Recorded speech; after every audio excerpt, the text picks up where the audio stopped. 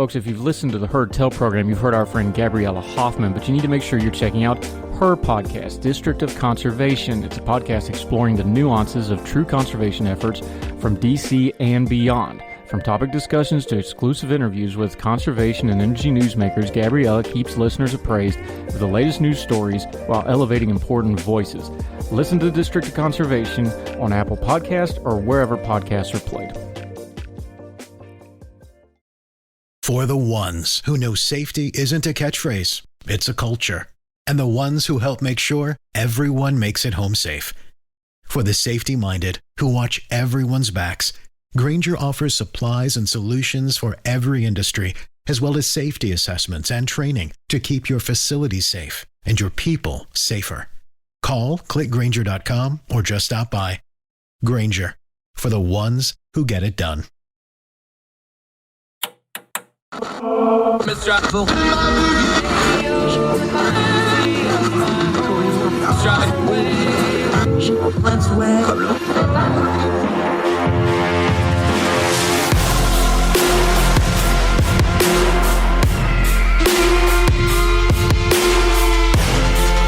your host, Andrew Donaldson. This is Heard Tell. Hi, welcome back to Heard Tell. Okay, excited to have her back. If you missed her the first time she was on Heard Tell, stop what you're doing, pause this, go listen to that, and then come back because she is fantastic.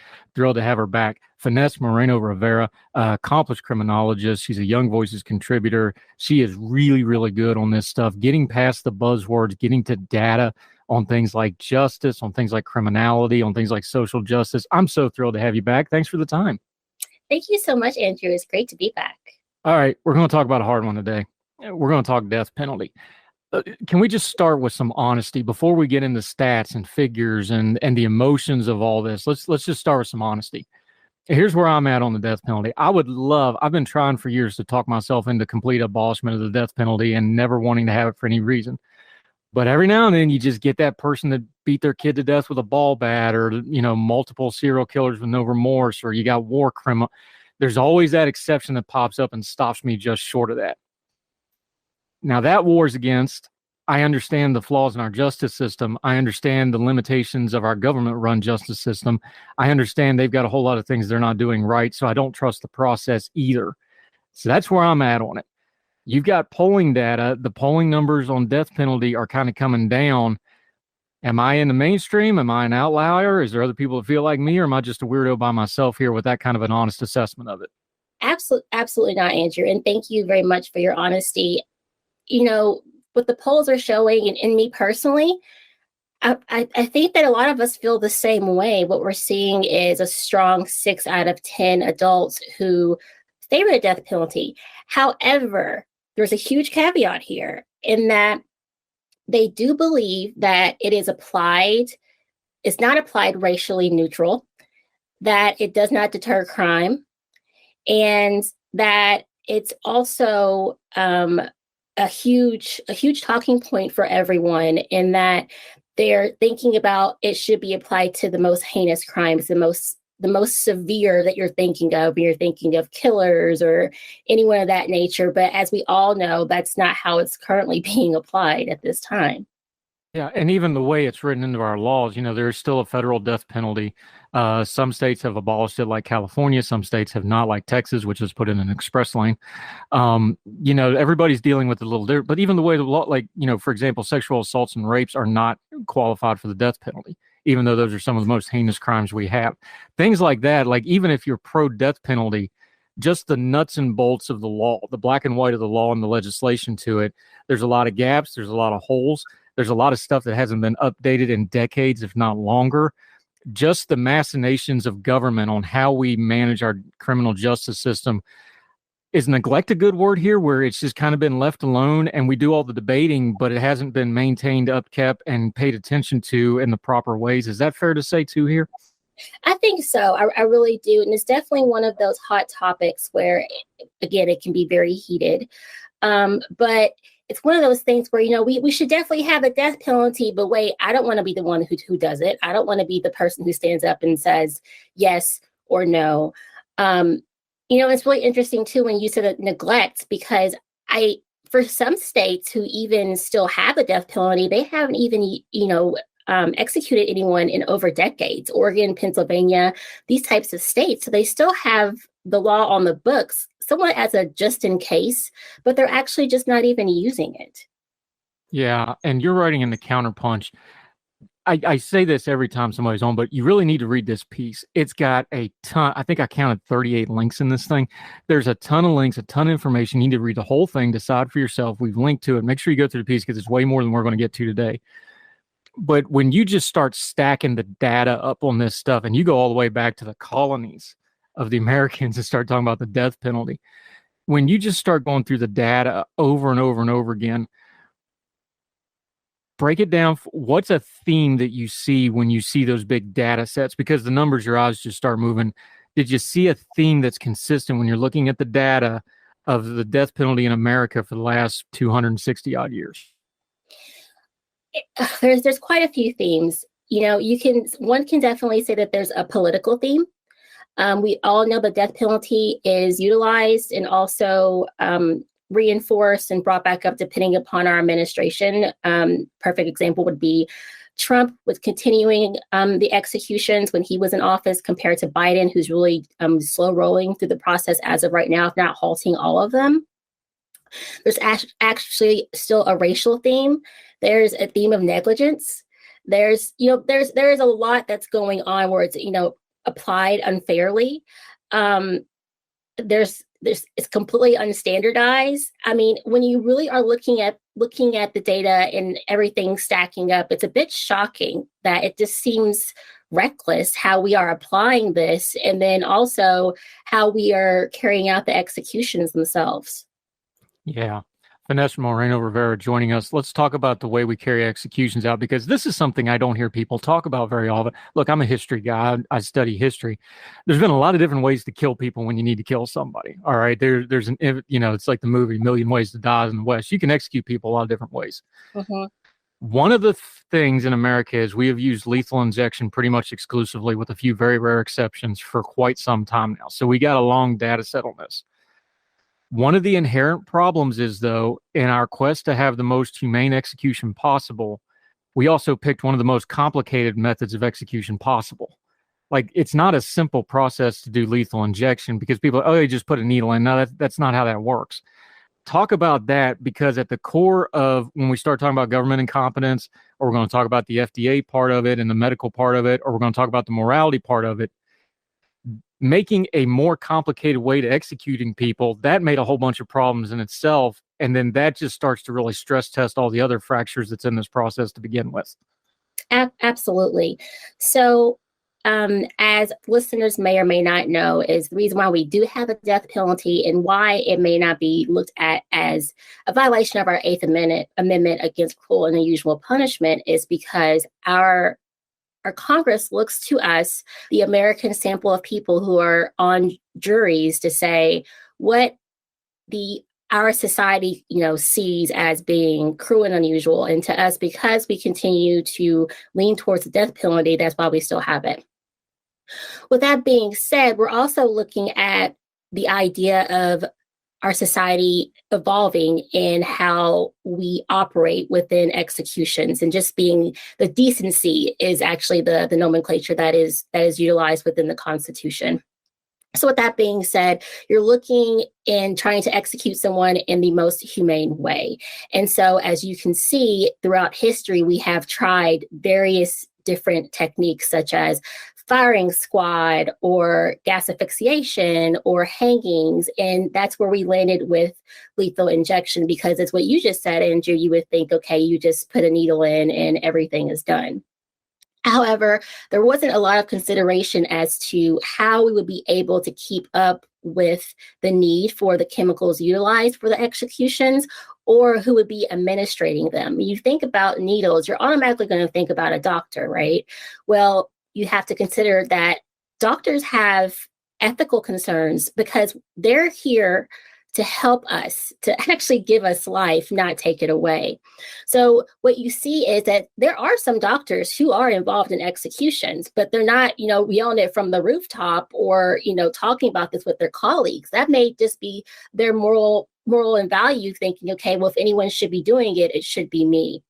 But what we're seeing a lot of is with a lot of these stories are that those who are participating in these executions are, there's plenty of autopsy reports that come out that, they're seeing multiple holes, they're missing veins. It's taking a very long time for individuals to pass because of the products that they're using aren't what they are supposed to be. As I don't want to get too far ahead here, but the main problem with lethal injection is that we actually don't have the correct medicines to use, the correct combinations in order to humanely execute someone.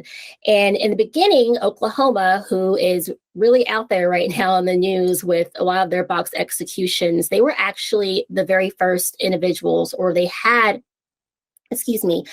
a doctor who had come up with the three ingredients for performing executions. In the very beginning, the whole thought was that it would feel as though the inmate is falling asleep, so their heart is actually stopping. However, what we now know is that the three ingredients actually build up fluid within the lungs, so it makes the inmate feel as though they're drowning instead of actually just falling into a deep sleep and their heart stopping. So we also know the FDA can't regulate these substances, but I'll get to that as well. But, just really quickly, because lethal injection is fraught with a lot of issues when trying to come up with these chemicals, just a few days ago, it was announced that Alabama was going to try to pursue utilizing the nitrogen asphyxia, which also was brought up by Oklahoma legislator there, based on a paper from a criminal justice professor who isn't a scientist, who isn't a medical profession, looking at nitrogen. As we know, we need oxygen to breathe. So if you replace that with nitrogen, then you're going to start to feel, it'll work as though it's gas asphyxiation, pretty much. But the paper is only based on the effects that pilots or scuba divers have experienced whenever oxygen has been taken away and they're just naturally breathing in nitrogen. So yet again, what we're seeing is, just a play on people's lives, just trying to figure out what we can do to humanly execute these individuals when really it's just, we're just testing it as we go.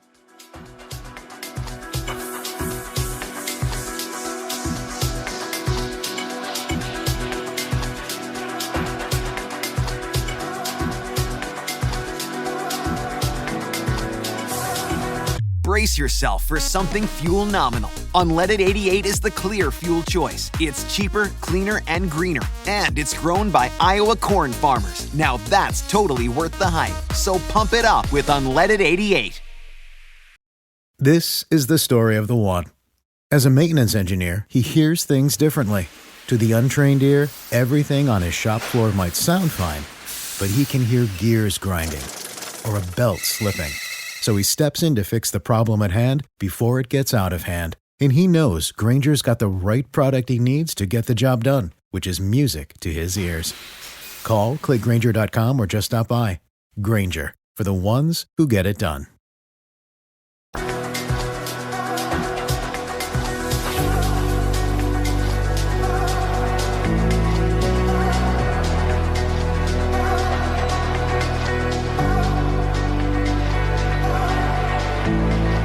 Yeah, Finesse Morena-Rivera. I don't want to be macabre about it, and I don't want to be flippant about it, but let me just say it for the sake of the conversation, because this is a grown folk adult conversation about this topic. It's a tough topic. When you really get down to it, there is no humane way to kill another human being. You got to kill them. Like you have to stop them from living, whether it's in combat or whatever else. If you're going to kill somebody, you got to do it, and you got to follow it all the way through. And the problem is human anatomy and human physiology and medical science, that's going to be a little bit different for every single human person because they chemically react to things differently. And people are tougher than some other people. And there's some medical science stuff that we just can't explain scientifically. We just can't. That part of it is where the morality of it comes in, is because you talked about the botched executions and how horrible they could be. You noted one in your piece that went over 3 hours trying to get it done. The fact of the matter is, though, how do we reconcile those two things? Because it's like, look, whether it takes 90 seconds or 90 minutes, you're still killing a human being. The morality of that is something that we can't quantify in all that data set you have. So how do we deal with that part of it? I think that's really interesting because when it comes down to it, and I was really thinking about this and how to frame my thoughts, or even try to consider what others may be thinking when listening to this, or what others have thought, right? That, like, again, this is a very hot topic. I think that this comes down to your values and your morals. And we know that that shouldn't be a part of our criminal justice system, that truly should be apart from just looking at facts. But what it comes down to is that's what it is. We're actually saying it's okay to kill someone. And I think that a lot of people have a hard time accepting that and talking about that, because then you come into the conversation of thinking about, well, does that make me better than the person that we are executing? And at the end of the day, does it? I don't know. Maybe it does. Maybe it doesn't. Also going back to what we're looking at, who are we executing? What have they done? Everyone's morals and values are different. And we also don't want to talk about, number one, the political lean, how these individuals are pawns. But then also we don't talk about the religious aspect of it as well. Religion really does underscore a lot of our laws and a lot of our criminal justice system, whether we like it or not. We try to say that they're separate, but they're not. So, I think it comes down to morality and values to say that, yes, I'm okay with killing someone. And that may mean that you're not better than the person that we're executing. Yeah. Finesse Morena-Rivera, is the heart of the problem of this debate, though, is it's one thing to say on Twitter or Facebook or even in a courtroom, because you just mentioned the judge still says it, God have mercy on your soul when you give the death sentence. It's still in there. Isn't the core of this problem is it's one thing to say it. It's one thing to say it in the courtroom, but then some human being has to go and do that. And I really wonder when we discuss this, and I do it all the time, like somebody does something is like, yep, put them under the jail. That's a horrendous crime. And we all have that natural reaction. I wonder if it would change how we view this debate if we just skip ahead to the parts like, okay, this person has done something so bad that they need to be removed from society for the good of society. Are you willing to do the deed to get that done? Because I think that changes the whole perception on the whole thing right there. Absolutely. So there's two things that I like to comment about that. Number one is whenever I was referencing the poll earlier, that was from Pew Research Center. And, I'm really happy that they did include this as a caveat that depending upon if this is an online poll or this is a phone call, that really skews how people answer and how they feel, right? I mean, that's a given. If you're talking to someone on the phone, you're definitely going to want to skew a different way compared to having that autonomy behind your computer, right behind your screen. Another thing as well is I don't know if you follow a lot of YouTube channels, but there's one called Soft White Underbelly. Andrew, have you heard of that before? I have one, but I've not seen the YouTube channel, no. Okay, so Soft White Underbelly is made from, I want to say his name is Mark Leda. And what he does is he primarily operates out of California and talks to individuals on Skid Row. He talks to people who are drug addicts. He'll talk to Johns. He'll talk to pimps plus with their prostitutes. He'll talk to prostitutes. He'll talk to gang members. He'll talk to people who have been shot. He'll talk to kids who are homeless. He does follow-up on individuals. I mean, it's absolutely amazing. And what's great about this channel compared to something like Intervention on A&E, which I think is completely exploitive and you really don't learn anything, is that it really shows you empathy. It shows you as a person watching, society and who an individual is. It's almost humanizing. So just yesterday, I pulled up his channel and he had an interview with a warden / executioner. And I mean, this guy was from Alabama, very straightforward guy, seems, no whistles and bells. And, when Mark said, what does it feel like to have to execute someone? And he said, I don't lose any sleep about it. It's my job. And when the clock strikes 12, I hit that button and it's done. Because what they had was an electric chair. But the one thing that stuck with me is that he said that I treated them as a human being up to that single point. Me and my guards, that's what we did. And he said the number one thing, and the reason why he could sleep at night is because that he knew that person, without a doubt, was responsible and that need to be sentenced to death. And he said 9 times out of 10, these individuals would confess right up to the point they're walking to the chair. And I think that also is a great segue as well. We're talking about the Innocence Project, but that's a whole nother topic. But again, check that out, Soft White Underbelly. You could tell too, it wasn't something that he looked forward to, but it was something that needed to be done at the end of the day. But that was his job, right? We're not talking about people who just sign up, who just want to experience it, which I think is completely unethical. But that's also another story.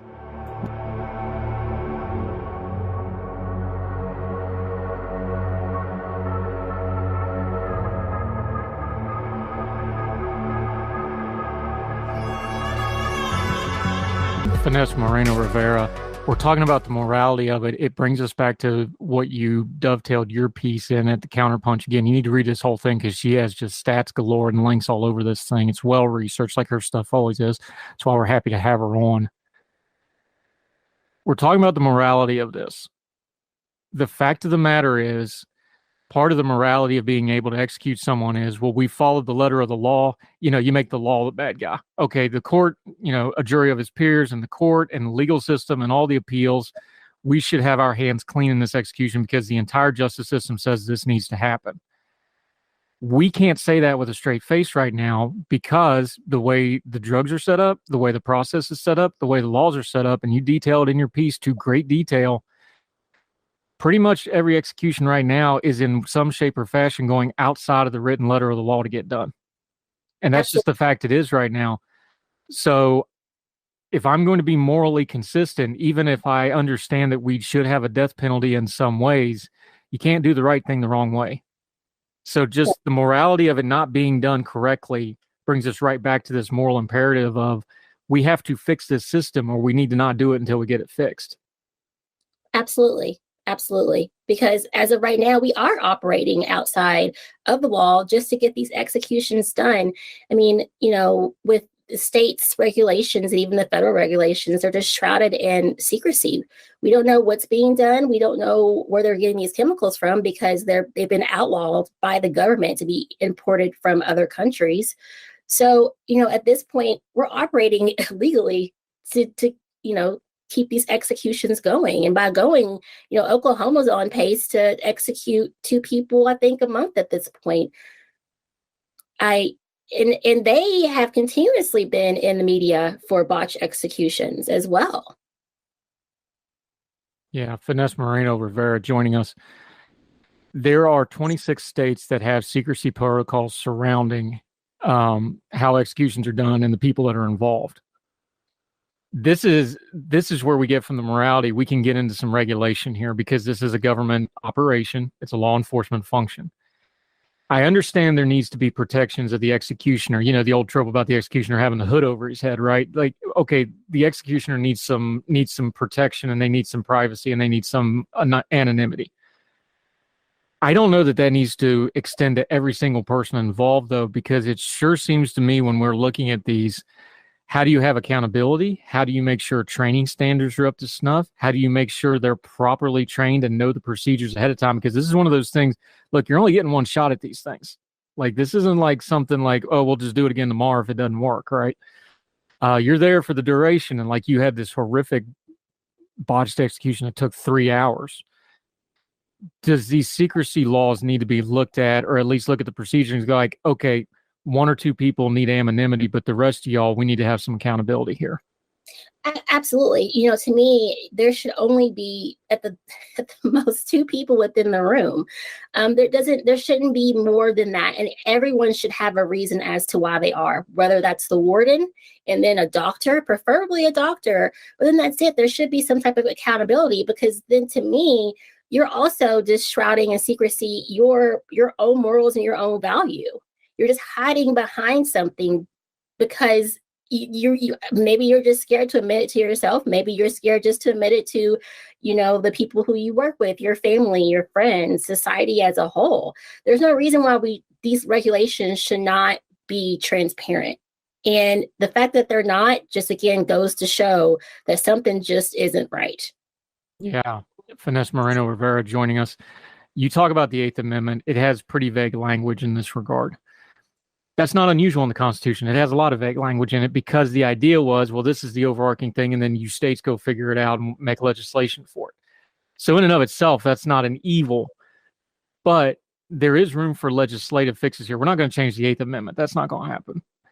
What legislative fixes should be worked towards here? Even a state that wants to have the death penalty, what should be some of the things they're working for? Should it be the FDA gap where the FDA is no longer regulating the drugs? Should it be the medical staff that's involved that actually physically does these, like some kind of a specific training for them, since most doctors won't do it?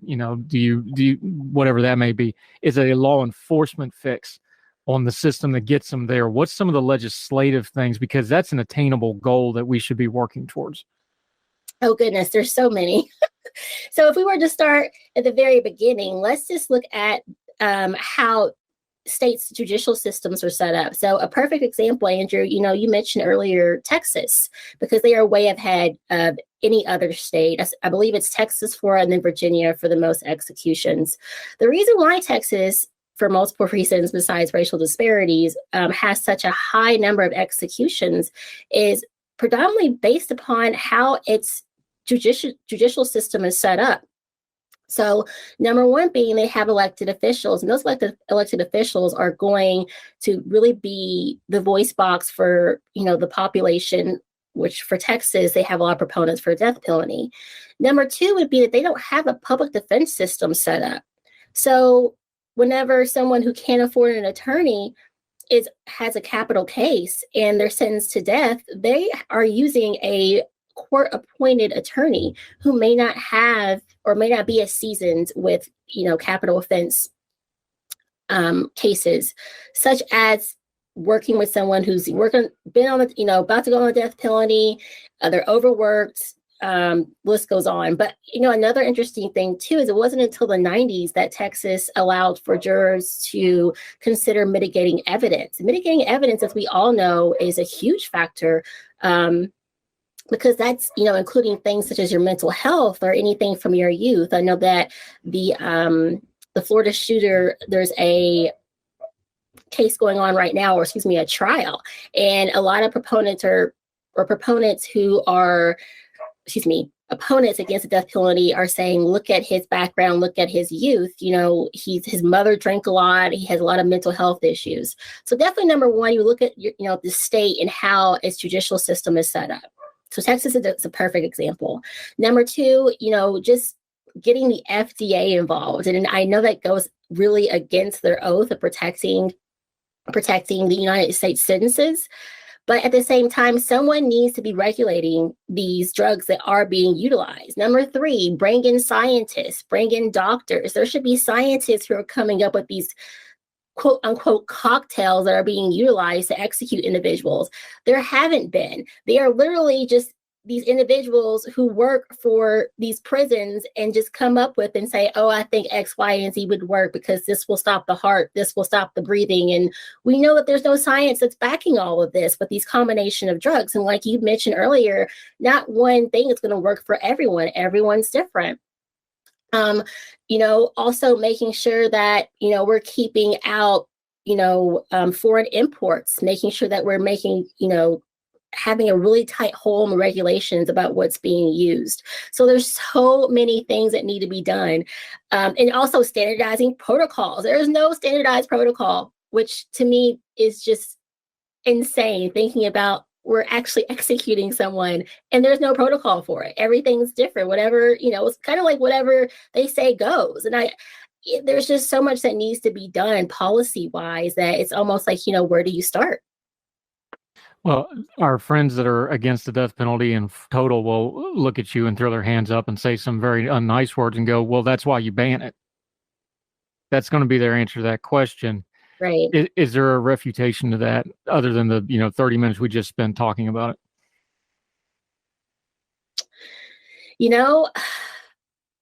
I would like to see it banned, but at the same time, it goes back to that moral values. It goes back to religion. It goes back to politics.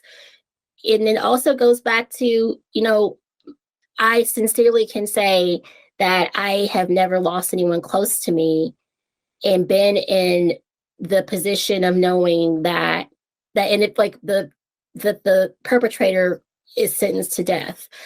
I can't sit here and say that my mind wouldn't change if it wasn't my mother, my father, or a family member. I don't know, but at this time, what I feel is that if we're going to do it, then we better be following the letter of the law. We better be doing it the way that we should be doing it. Because if we're not, then what's the point? Then we're just killing someone. Yeah. Finesse Morena-Rivera, you do all this research on an analysis on the justice system. We have to bring this up because I think it's only fair to discuss this. There is a large strain of thought when it comes to the death penalty that even the people that do some of the more heinous crimes, heinous, that's not a word, even some of the folks that do the most heinous crimes, people will say, look, most of those people, it wasn't their first offense. It was multiple offenses. The system creates them. And now we're going to use the system to kill what the system created. I don't go quite that far with it, although I'm empathetic to some of that in certain circumstances. I don't think you can broad brush it that far. But that's something a lot of people feel, especially people who are basically, career institutionalized criminals who've spent most of these folks on death row have spent most of their lives in prison because of how long it takes. What about that argument? Because you've done the data on this, those people, I think the average in death row is, decades. What do you say to that? Of like, look, we're creating criminals to kill something we ourselves created. That's immoral in and of itself. I don't necessarily describe to that, but I understand the argument. I understand the argument too, but I'm with you. You just can't make that broad stroke. You just can't. You honestly can't. I mean, we definitely create it. We are a society who we punish rather than empower and help and intervene. But at the same time, I don't think that I can completely agree with that. Is talking about the death penalty as punishment one of those things that's a linguistic thing we should stop doing? Because it's not really a punishment, it's an intervention. You're not punishing them, you're killing them. That's the end. That's a period. That's there's nothing after that. Should we be changing the language, how we discuss these sorts of things? Is it a nomenclature problem on top of everything else where we're still talking about it like it's the Wild West and we're hanging people? When this is really almost, I hate to say sanitized because you're still taking somebody's life, but it's years of courtroom and it's such a long process now. Do we need to just change how we talk about it altogether? Absolutely. Absolutely. I think that we all need to just sit down and be honest with each other and, say what it is. You are taking someone's life. You are killing someone at the end of the day. This is what we're doing. I mean, it's a long process. I mean, that takes a lot of money. And, on top of that, we're not even really sanitizing anything. We still have rampant crime. We're still, sending people to the chair. That's an old nomenclature, right? It's not an intervention. It's not sanitizing anything. We still have criminals, every single day doing horrible things. And it's not deterring them. I mean, there's plenty of research that's out there that's saying it's not a deterrence. We are literally just killing someone just to say an eye for an eye. That's what this is. Yeah. This is one of the harder topics to discuss because it's life and death, and it's life and death with government sanctioning, which is really hard to get into the morality of it. But Finesse Morena-Rivera, I so enjoy having you on. We're going to do a long form on this because there's a whole piece to this on the medical side that we just kind of brushed by, but we really need to get into because there's a lot of ethics and things that go into that. And there's a lot of government regulation that needs to be fixed in that. So we're going to have you back. We're going to do a long form on this topic because there's so much to do on this. And I want to read up on a few things before I get into it because you're a lot smarter than I am. So I want to do some research and be boned up for it. But we're definitely having you back. Can you let folks know where they can follow you and keep up with what you're doing between now and they get to see you again on Heard Tell until we get you back, my friend? Of course. Thank you, Andrew. Recently, I created a Twitter account so I can be found at Finesse Moreno. And then also I can always be followed on my LinkedIn where I continuously upload any articles that I have completed through Young Voices. Fantastic. And I'm going to get you on Twitter Supper Club. We got to get you involved on that because that's one of the great things on Twitter is us doing our food stuff all the time. So maybe you can start Twitter Orchid Club or something. You can do that with all your wonderful, your lovely orchids back there, which is why we really have you on the show, so we can look at your orchids. We kid. You do great work. We greatly appreciate you. She's also a Young Voices contributor. You can see all her stuff on her page. Let's do a lighter topic next time, because I always enjoy talking to you. But you do criminality. This is what you do. I know. It's so funny. My fiance recently said, why can't you just write about something happy and good? So I think I'll be doing something on prison reform here soon. So hopefully next time you have me on, I'll be talking about some good things that have been happening within the criminal justice realm. We all need some good news too, so that'll be great. Finesse Morena-Rivera, you are fantastic, madam. Thank you so much for the time today. Thank you, Andrew. Thank you.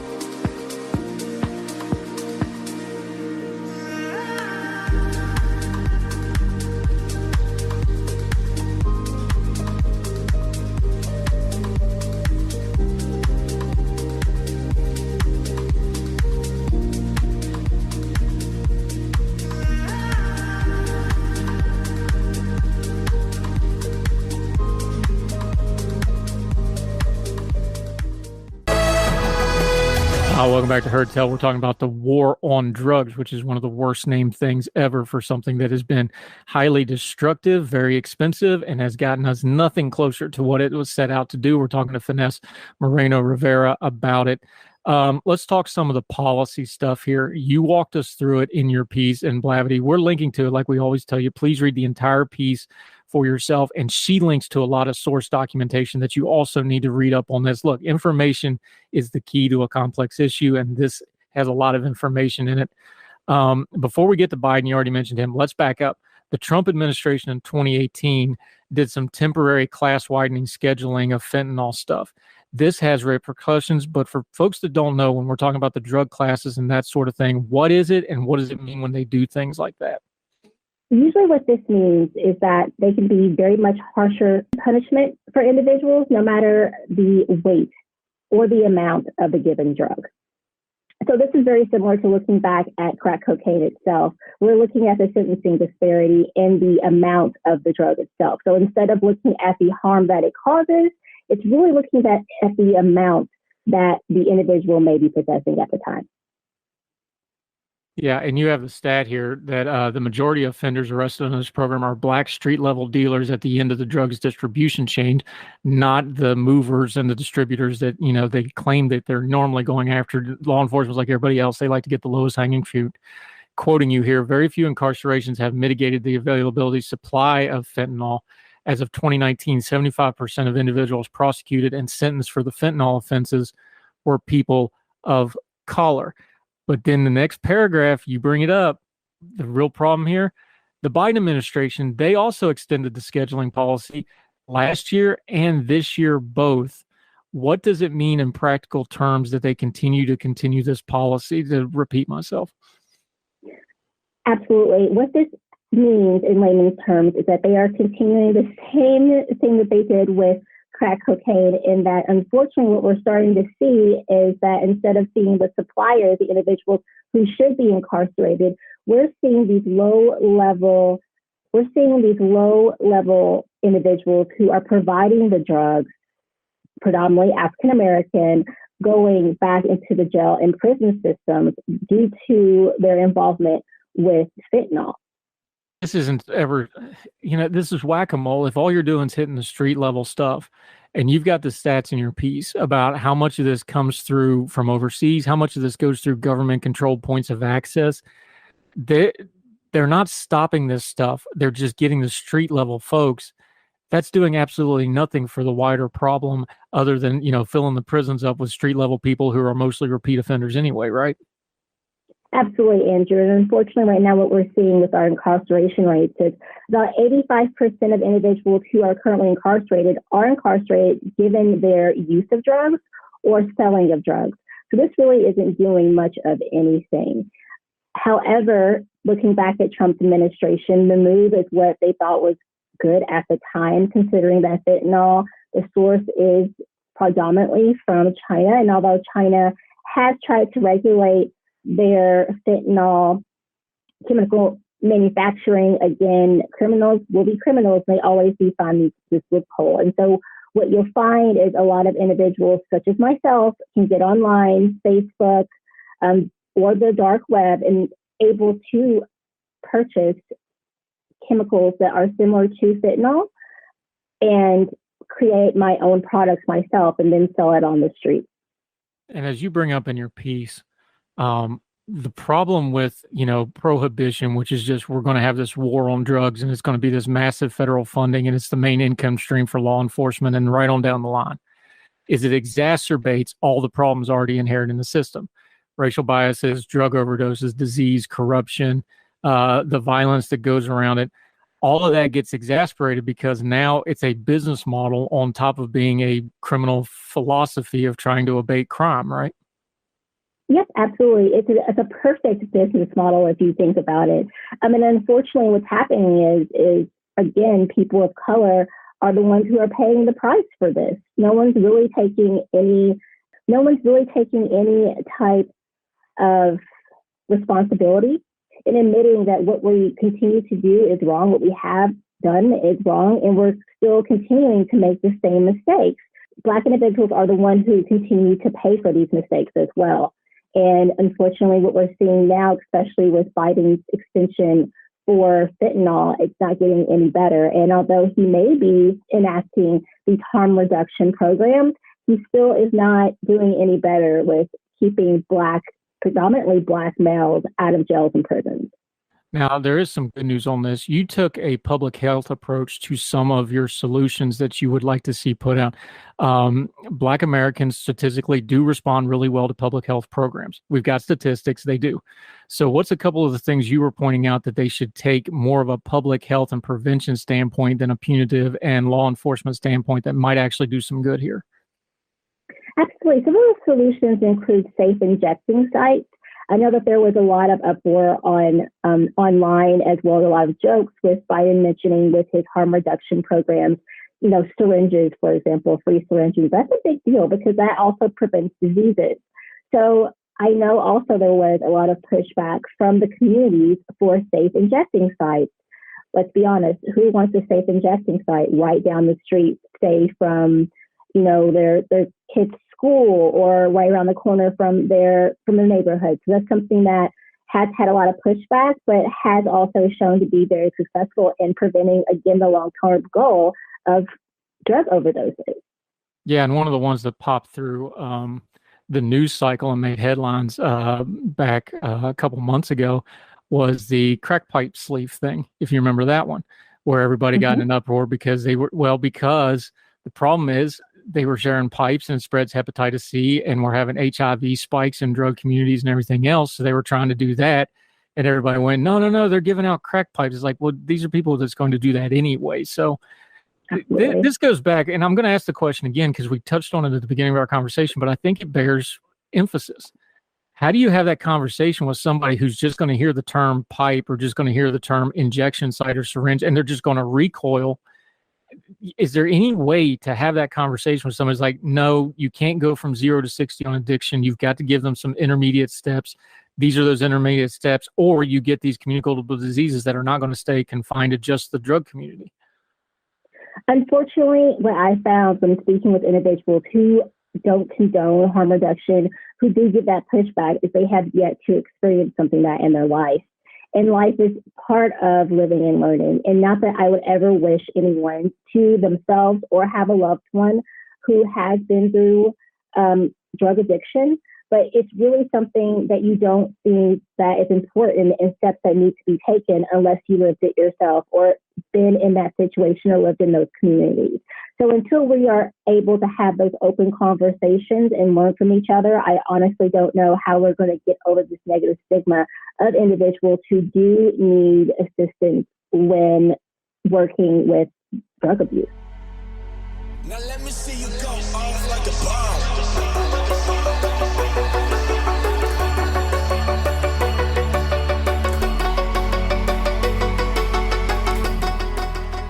Now, you had touched on the one that's the real firing point for a lot of the debate over the drug.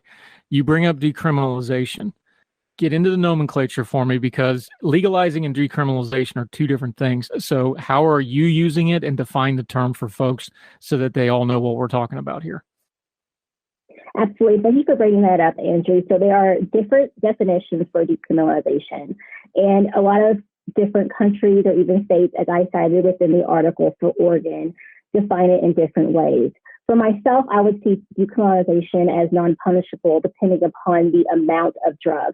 And when I say decriminalization, I also mean decriminalizing, making legal, non-punishable all drugs that we're seeing. I think it's also important to note, too, by doing so, we can really work on the racial bias that we're seeing. We can work on the diseases that are being spread. We can work on the corruption that's occurring. We can also work on taking away the power of these drug smugglers and drug traffickers themselves. We started out talking about the war on drugs and the history of it. We mentioned the opioid crisis.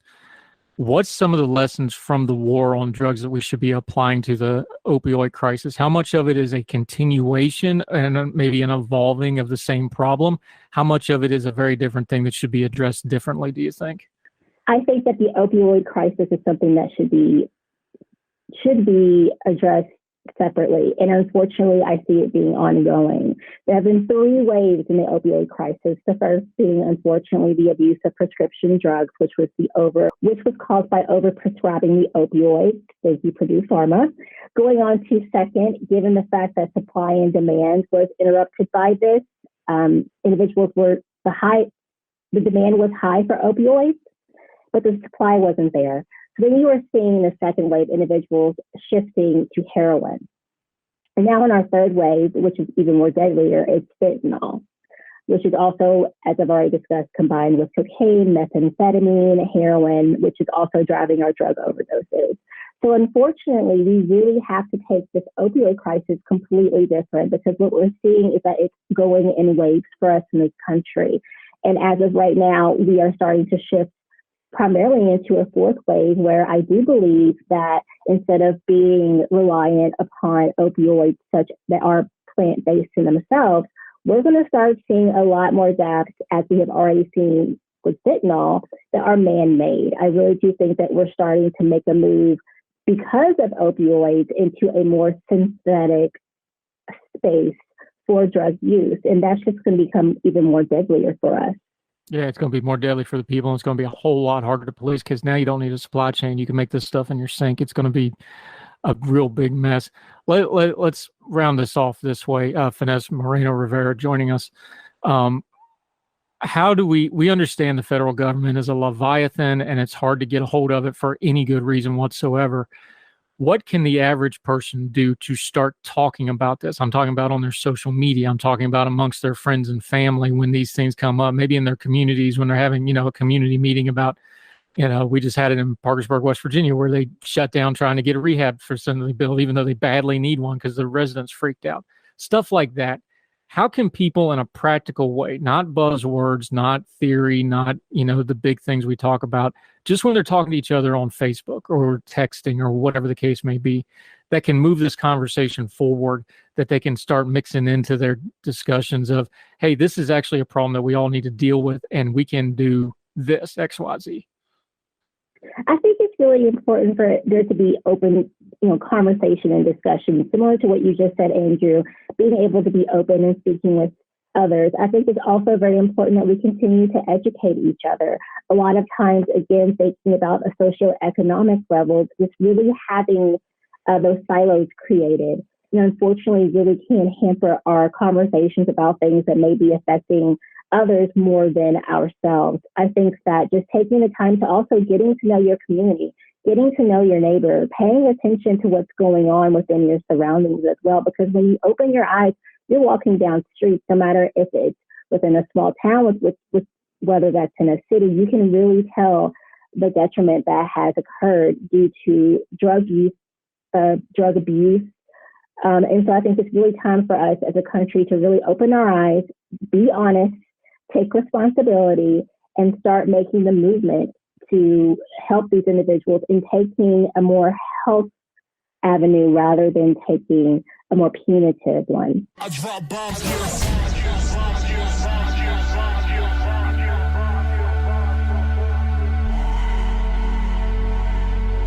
Now let me see you go off like a bomb.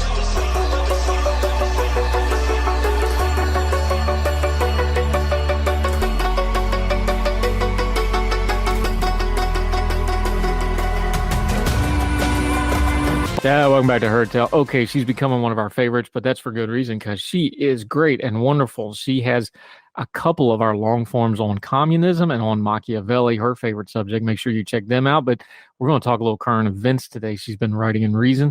Amanda Griffiths, she's back. How are you doing, ma'am? I'm wonderful, Andrew. Wonderful to talk with you and your listeners. Yeah, we love having you on. Okay, we got some trouble out in your land out there in California. You left coast folks do some funky thing. Let's just start with this because we're going to be talking about cryptocurrency and regulation here. I like to start with honesty, right? I've tried, Amanda. I've tried to understand cryptocurrency. I've tried to learn about it. I've honestly tried.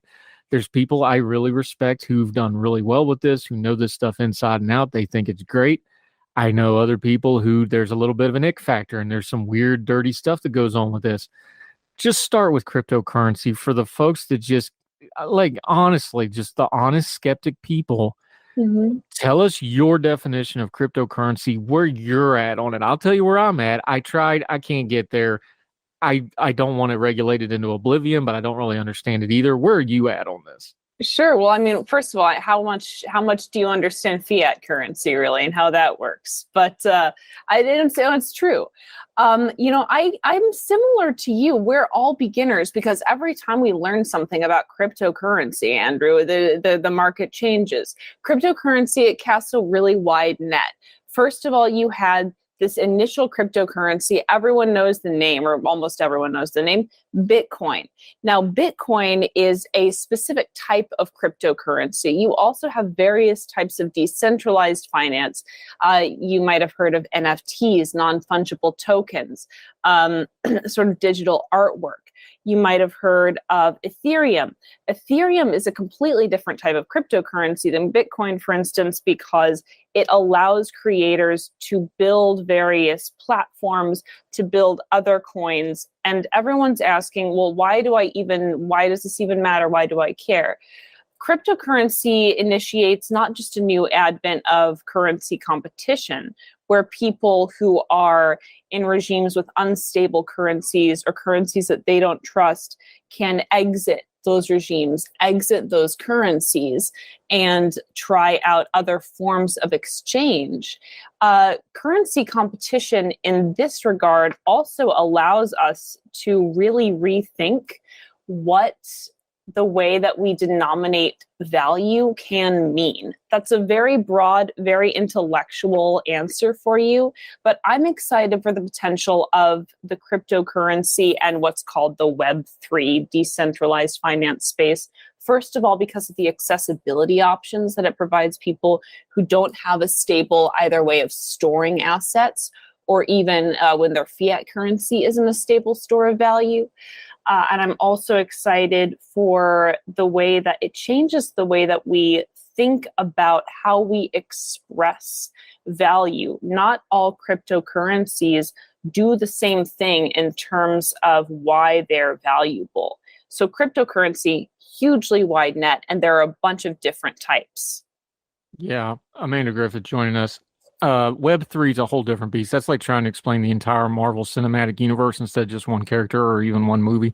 Let's put that to the side for a second because we'll really lose folks. You lose me. I honestly. Yeah. This is your area of expertise, though, the relationship between the individual, the market, and the state. All economics breaks down to the relationship between the individual, the market, and the state. we're going to Reader's Digest this so even I can understand it, and then you can explain it to folks.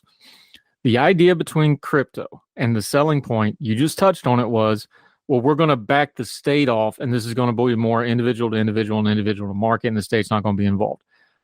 Critics like me, being upfront here, was like, well, that's going to be okay for a while, but at some point the state's going to come for this. And that's where we are now, where it was inevitable there was going to be friction, because when you set something up to reduce the role of the state in a currency, you used fiat. That's another term you can break down. This is probably a good way to explain it. At some point, the state was going to come for this, because there's no way they cannot coexist. They're going to have friction. That's what we're seeing now, like in California, like in the EU, like in other places. The states and the governments are coming for this currency. Mm-hmm.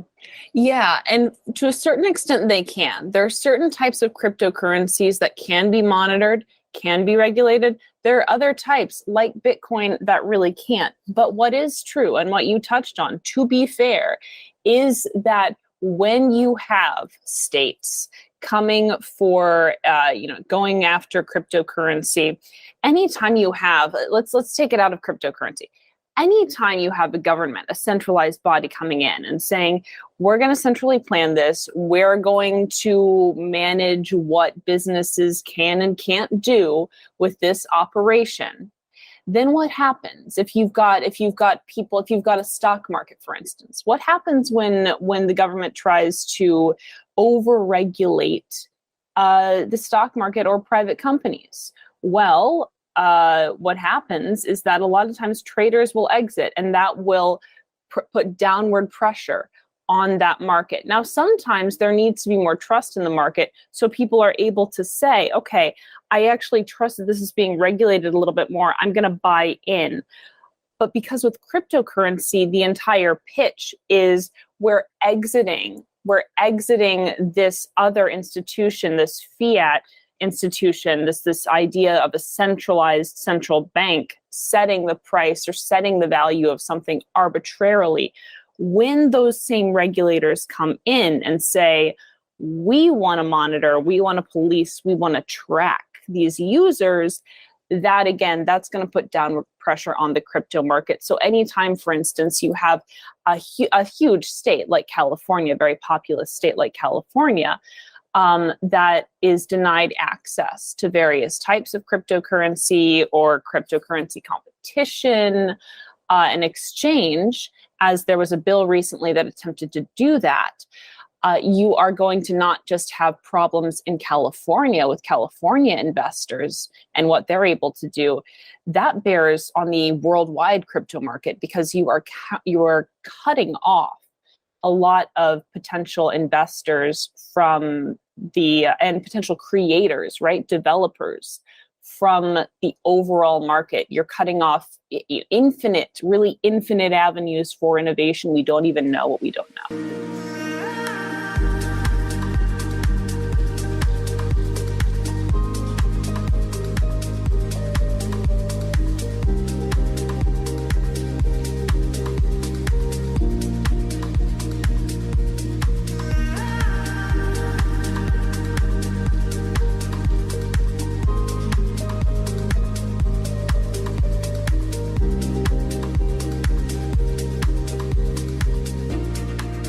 So that gets us to this bill in California. Amanda Griffiths joining us.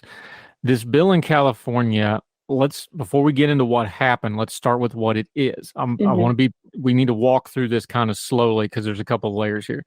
AB 2269. This was a Democrat-sponsored bill. Of course, Democrat has supermajority in California. What the Democrats want, they usually get within a few minor, sometimes the constraints of the law, sometimes the opposition gets a little wave at when they go by on things. This got pushed through pretty fast. What was actually in this bill before we get to what happened after the bill was passed, AB 2269, this cryptocurrency bill? Yes, AB 2269. So this is a bill that is very similar, if your listeners are familiar with, and it's okay if they're not, familiar, or at least heard of New York's bit license law. If anyone has talked about cryptocurrency and how how easy it is to deal in cryptocurrency in New York. It's not great. A lot of it has to do with the bit license law. There are two main problems with AB 2269. Now, one of them is that it would have forced all cryptocurrency exchanges to apply for and obtain state-issued licenses in order to operate in California. I will break that down a little bit more. A cryptocurrency exchange is a platform, any type of platform, like an app or a website where cryptocurrencies can be bought, sold, swapped, anything at all. Any place where you exchange, think of any place where you exchange money, any place where you swap different types of currencies. You go to the airport, you have a currency exchange.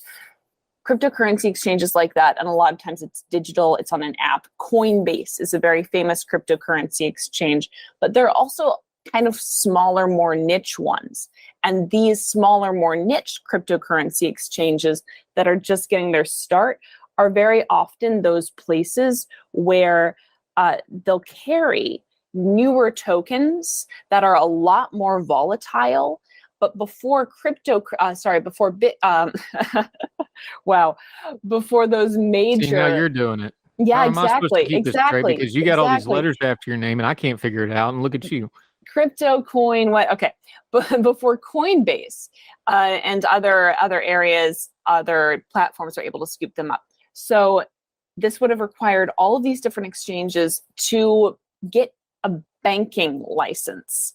That would really kneecap these small exchanges because, once again, you are applying to the state, and these state regulators that don't understand how cryptocurrency exchange really works, it would curtail them, cut them off from being able to get in on this game. And then, of course, it would cut off consumers' access to these different platforms and applications. And again, it would cut off their access to, yes, more volatile assets, but it would cut them off to those assets in those initial stages when usually, if they're going to skyrocket in price, they do so during those very, very early launch stages. Okay. And Amanda Griffiths joining us. We need to do one more foundational thing here before we get into what happened. California is not a normal economy. California is the largest subnational economy in the world. What do I mean by that? If California was its own country, it'd be the sixth largest economy in the world. It would be slotted somewhere between Germany and India, which is remarkable when you consider sometime in the spring, India is going to be the most populous nation in the earth. Okay, Germany is the powerhouse of Europe. It almost single-handedly drives the EU. This is a massive economy, and to kind of go back to what you said earlier, California knows this. Gavin Newsom knows this. Policymakers know this, especially policymakers on the left and in the Democratic Party. Worldwide, folks know that if you can get certain things passed in California, it has worldwide implications because of the size of California's economy. That's why things like their regulation of the gig economy, their regulation of crypto, this is not just a U.S. thing. This really is a global test case, just like as if a Germany, a Russia, a China, these other countries are trying to get in on regulating cryptocurrency. If they can do it at California, it will have worldwide implications. Absolutely. And I should have mentioned, by the way, there were two problems with this bill, really. And the first is what we just touched on with that limiting, you have to apply for this banking license that's a cumbersome waiting game, even to be a cryptocurrency exchange. There's something else, because there are a lot of people who deal in cryptocurrencies that aren't technically exchanges, right? These are like developers and people like that. Now, even there, the second prong of the bill that is so problematic, this assembly bill, would have banned all businesses not licensed by the California Department of Financial Protection and Innovation. You talk about a lot of letters, DFPI, from dealing in stable coins. And again, if you're not licensed by the California DFPI, you're not a bank. So big banks could deal in these things called stable coins, and non-banks, these small niche developers, these individuals couldn't. Why are stable coins important? This is an area where I was initially kind of skeptical about, what's the big deal behind a stable coin if it's just like $1. Well, stable coins, and here's where we get to the worldwide implications. Stable coins are kind of like a middleman. They allow exchanges and developers to convert tokens and transfer information. If you've got a platform that holds US dollars as an asset, which just about every crypto platform does, if they hold them on reserve, usually those dollars are stored in the form of the stablecoin USDC, which is the digital US dollar token. It's pegged to the value of the US dollar. And again, stablecoins are pegged to these more stable stores of value like the US dollar, and that makes them a little bit more secure. Why don't people just use dollars?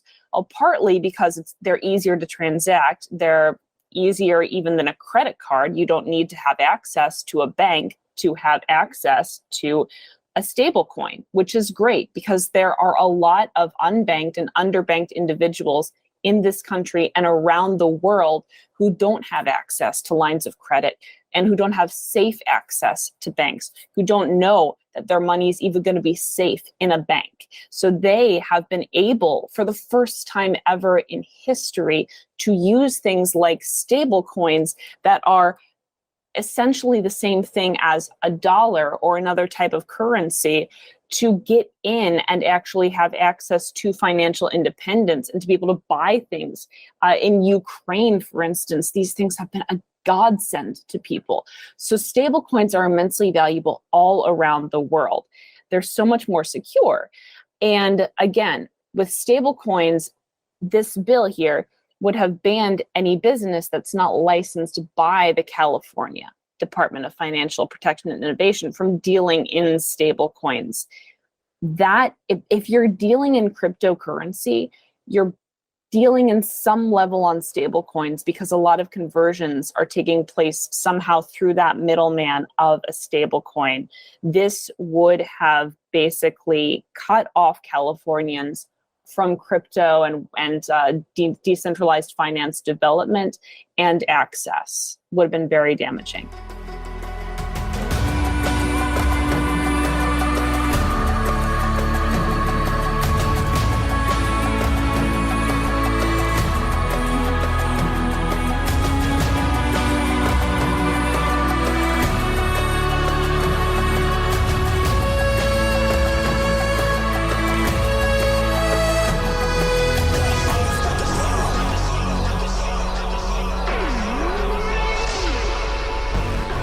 Amanda Griffiths joining us. Okay, so that's a lot of runway to get to what happened. What happened was Gavin Newsom, current governor of California, who, it's no big secret, has other ambitions, national ambitions, who is running a lot of media, laying the groundwork because it's no big secret he really wants to be president of the United States sooner rather than later. He vetoes this thing. Now, this is a Democratic bill through a Democratic supermajority that Democrats really, really want, and he vetoes the thing. But his explainer was telling because of why he actually did what I always ask politicians, so credit here.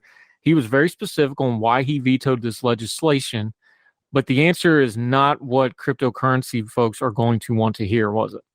No, it was not. This is another classic case of a politician doing what appears to be the right thing for all the wrong reasons. It was a surprise that Governor Gavin Newsom, I call him Gavin with the good hair because he does have good hair.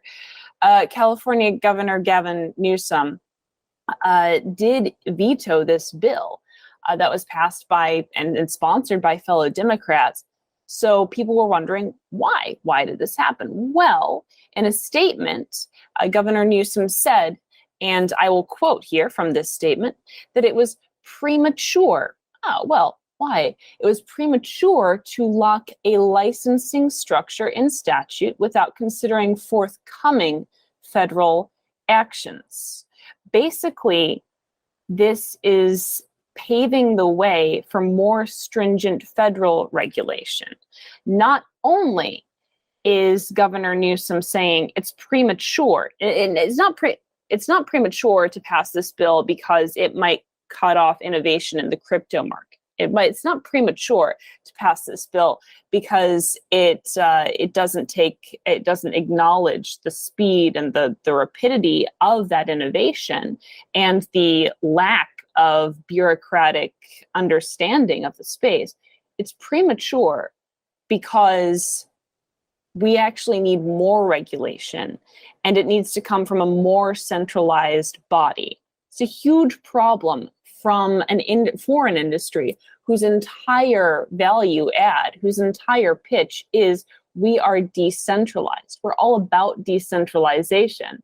And if you kick the can to further and further decentralized body, you're doing what any type of regulation will do in that regard, which is initiate central planning and then cut off that decentralized potential, cut off that innovation that can only happen when more people are able to do more things and have more choices. Amanda Griffiths joining us. I actually, in a vacuum, agree with the statement that he issues here when he says a more flexible approach is needed to ensure regulatory oversight can keep up with rapidly evolving technology and use cases. I agree with that in a vacuum. The thing is I can read. I know quite a bit about Governor Newsom because I study him, because I do think he's going to be a political force in the future. Like we already said, he helms the 6th largest economy in the world. I have to pay attention to how this man governs. I know he's coming at that from the different angle than I am, even though I agree with him in a vacuum there. I and folks like you, even though I don't fully understand cryptocurrency, I'm skeptical of it in a lot of ways. I don't want it regulated into oblivion. I think it's an option that folks should be entitled to have, even though there's some icky stuff that, quite frankly, in a vacuum, yeah, there's some stuff about crypto that probably needs to be regulated because there is untoward stuff and there is icky stuff and there is criminal activity involved. At the same time, I also know how government regulation works, and you're going to get the baby out with the bathwater with it. Is there an answer here? Because governments are never going to stop trying to regulate this. Crypto's always going to try to fight against it, but at some point, it does have to become fungible.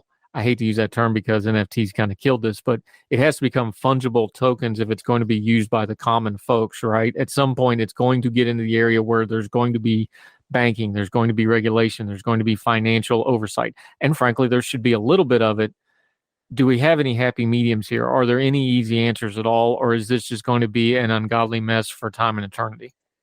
It should be a bit of a mess, when people but so is any type of market, right? Now, when you have people who are criticizing, as you did, and I think there are valid criticisms of the crypto space, and you're criticizing the unregulated aspects of it. A lot of times these errors do get caught very quickly by users because you're able to see, okay, this looks kind of scamish. People bring up all the time the recent debacle with these two currencies, Terra and Luna, which were, ostensibly an algorithmic stablecoin scheme. Terra and Luna, this wasn't really a true stablecoin that was pegged to the dollar. You had one coin that was pegged to another coin that was sort of pretending to be pegged to the dollar. This was a bit different from something that's actually like the US dollar token. We don't have to get into the weeds on that, but the idea is that was caught with something with the speed that is much, much more rapid than you say, than you'd have scams in the stock market being caught typically.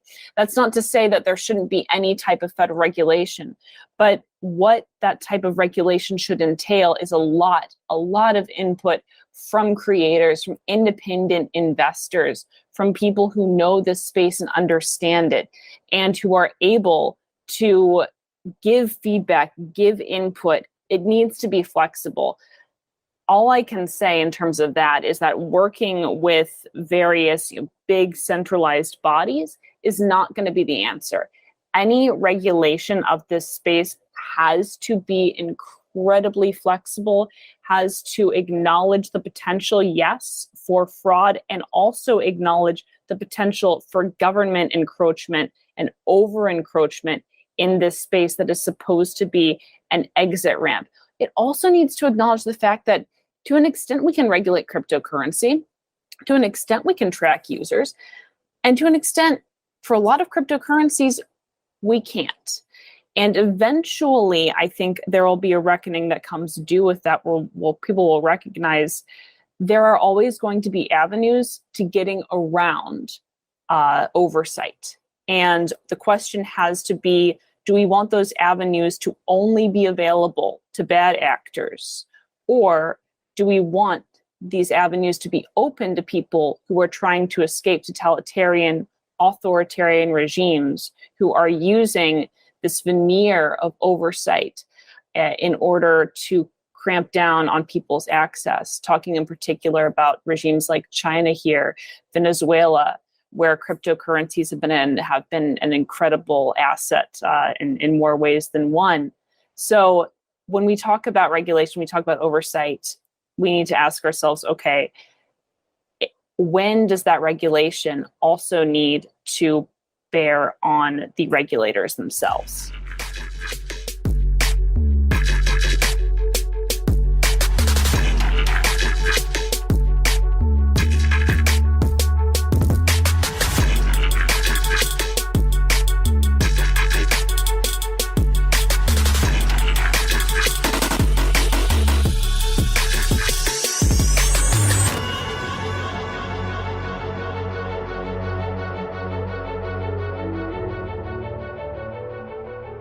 Yeah, Amanda Griffiths, that ties into how you ended your piece that, if you're regulating because it's not a bureaucratic enough regulation, that should be a red flag to liberty-minded and freedom-loving people. Look, I don't go as far as some of our libertarian things. I understand we need to have some regulation. I just think we should be skeptical and challenging it. I think regulation should be like negative editing. You have to sell me on why we need the regulation, not the other way around. That's not how we do it. I'm a realist. Where do you see this fight going next? The governor obviously vetoed this. They'll probably just turn around and pass something really similar next legislative session because this is California and this isn't going anywhere. The federal stuff may be a while because Congress looks like it's going to probably be split or at the best very contentious. Where do you see this going next? They may, although I'm interested because you did mention that Governor Newsom is cracking his knuckles for a presidential run. I'm intrigued by that. I do think it will be entertaining, although I've learned my lesson about hoping that people run simply for entertainment value. I'll just put it that way. He's not unskilled. Look, he's good on camera. He's not unskilled.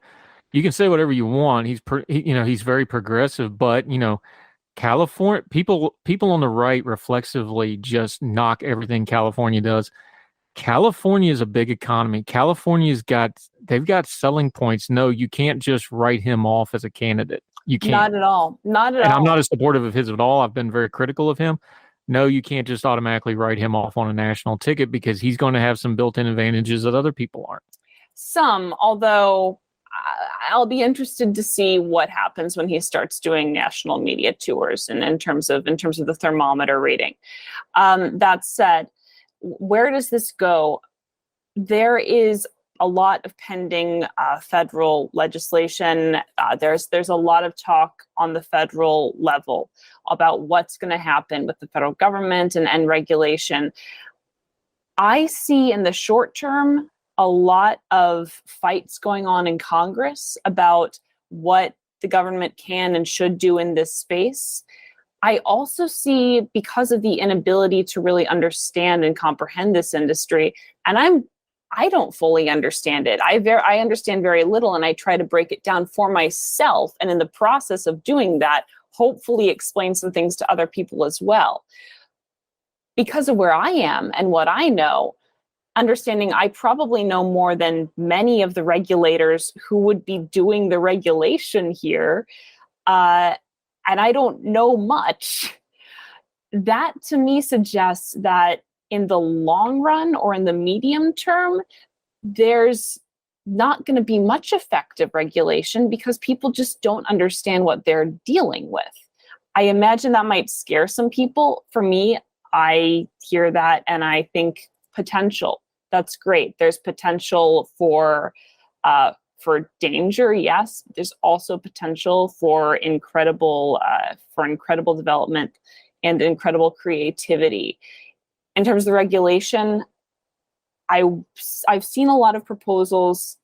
There are a lot of ways to get around various types of regulation for good and for ill, right? So I'm not sure how effective a lot of these proposals will be, but there will definitely be fights playing out. This will be something certainly to watch in the months and the years to come. That will, of course, bear on any market, on the stock market as well. So this is something that people absolutely need to have their ear to the ground on and be monitoring. This is going to be a major factor in any of your investments, whether you're a crypto person or not. It's going to play a role. Yeah, and that crypto market swings wildly, and it's very susceptible to news, and it's very susceptible to politics. I got to imagine every time these regulation things up, that market's going to swing even more. And important people have money in crypto, which means their regular assets are going to get affected too. Exactly. Amanda Griffiths, the whole piece is in Reason. That's a good get. Well done. Congratulations. Thank you so much. Won't return my calls. My DMs are open. We're going to link the whole piece as always. Read it for yourself. Decide for yourself. She also has a lot of links in here, like all good pieces do. You need to go through the links as well.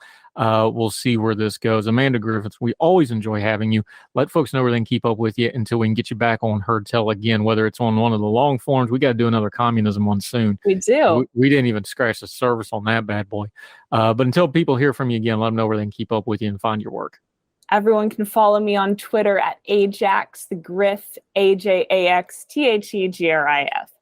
And they can also follow me via my contributor page at Young Voices. That's young-voices.com. There's a list of contributors. I'm on there, and you'll see all my latest work, latest media.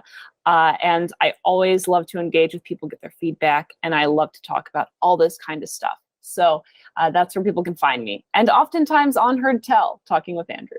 Yeah, we're going to keep you in a regular rotation because you're great. You bring up interesting stuff. We will link to all that. Amanda Griffith, thank you so much for the time today. Thank you so much, Andrew. It's been a blast as always. Thank you. I drop bombs here.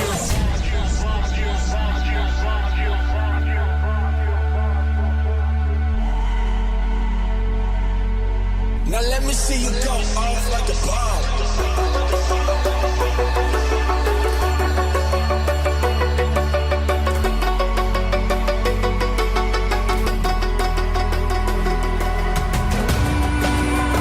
Welcome back to Heard Tell. Okay, one of my very favorite people to talk to. He's been here frequently, although it's been way too long, buddy. You've been too busy up there in the not yet Great White North, but give it a couple of weeks. You're not too far from snow, I don't figure. He's up in the Minneapolis, St. Paul area.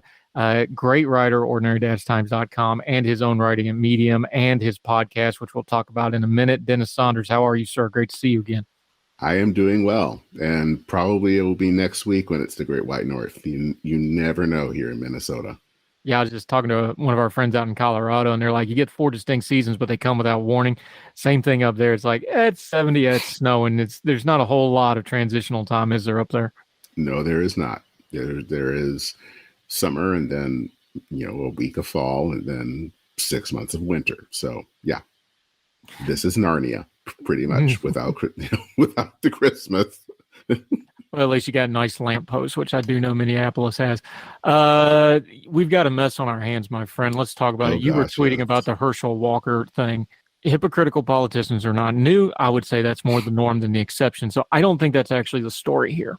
No. I think the story here is the intersecting lines, the cross streams, if you will, of how people are reacting to the hypocrisy. Mm-hmm. I don't want to debate the whole thing because it rehashes a lot, but the base level of it is none of this is new. If you Googled Herschel Walker, most of this information, even though we didn't have some of the specifics, this was all already out there. So the people that are thinking, well, this is going to, I don't think this actually changes this race all that much. I think it may change it a few points, and this is probably going to be a couple points race, so that may be enough.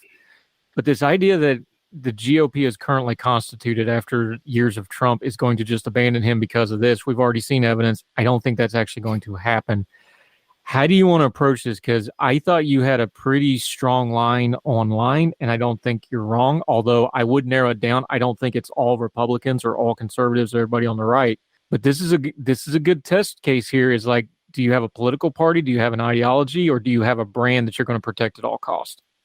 Yeah, and I think what has happened with the GOP over the years is that the things that make up a political party, kind of the selecting of candidates, even the kind of the vetting, the whole how you handle candidates, even dismissing them, the power is gone. I think a lot of that has been steadily being eroded, and that even happened, I think, before Trump came on the scene. And I think that's actually why you see the rise of Trump. And at the same time, I think there's also this really rise in identity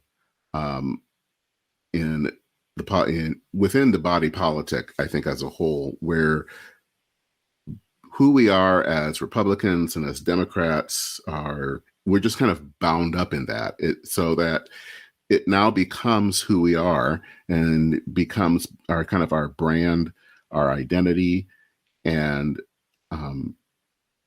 when it comes to people like Herschel Walker, since we no longer have that kind of party discipline anymore, but we have this kind of brand, that identity that we want to protect, and tribalism, basically what it boils down to is that how a candidate acts no longer matters. What matters is that they're on our side and they will vote our way. And, who cares if, our candidate who says that they want to ban abortion now actually also obviously paid for an abortion many years ago and doesn't seem to be bothered by it. So, I mean, I think that's where we are right now. And I think you see that among the Democrats to some extent as well, but it's far, far more pronounced with the Republicans. Let's back up for a second, because I want to put a little context on this. There's a theme that runs through these stories every time we have them. Let's go back to the Obama administration. Remember the Treasury Secretary when he was the appointee and we found out all the stuff about him, and the line was, well, we have to have him for the good of the country. We got to have this guy. The line for Clinton, well, it's okay that he lied because he's the president. Look at all the wonderful things he's doing. The folks that supported Trump, well, he's fighting all the right enemies. So you can pick anybody of any party, going back as far as you want to go. You can go back to the Jefferson Madison crap. It's the same thing as, well, my vision is the good for the country, and that stuff got really ugly in the press. It's always the same story of, well, the rationalization is, well, it doesn't matter X, Y, and Z because we really got to have this person.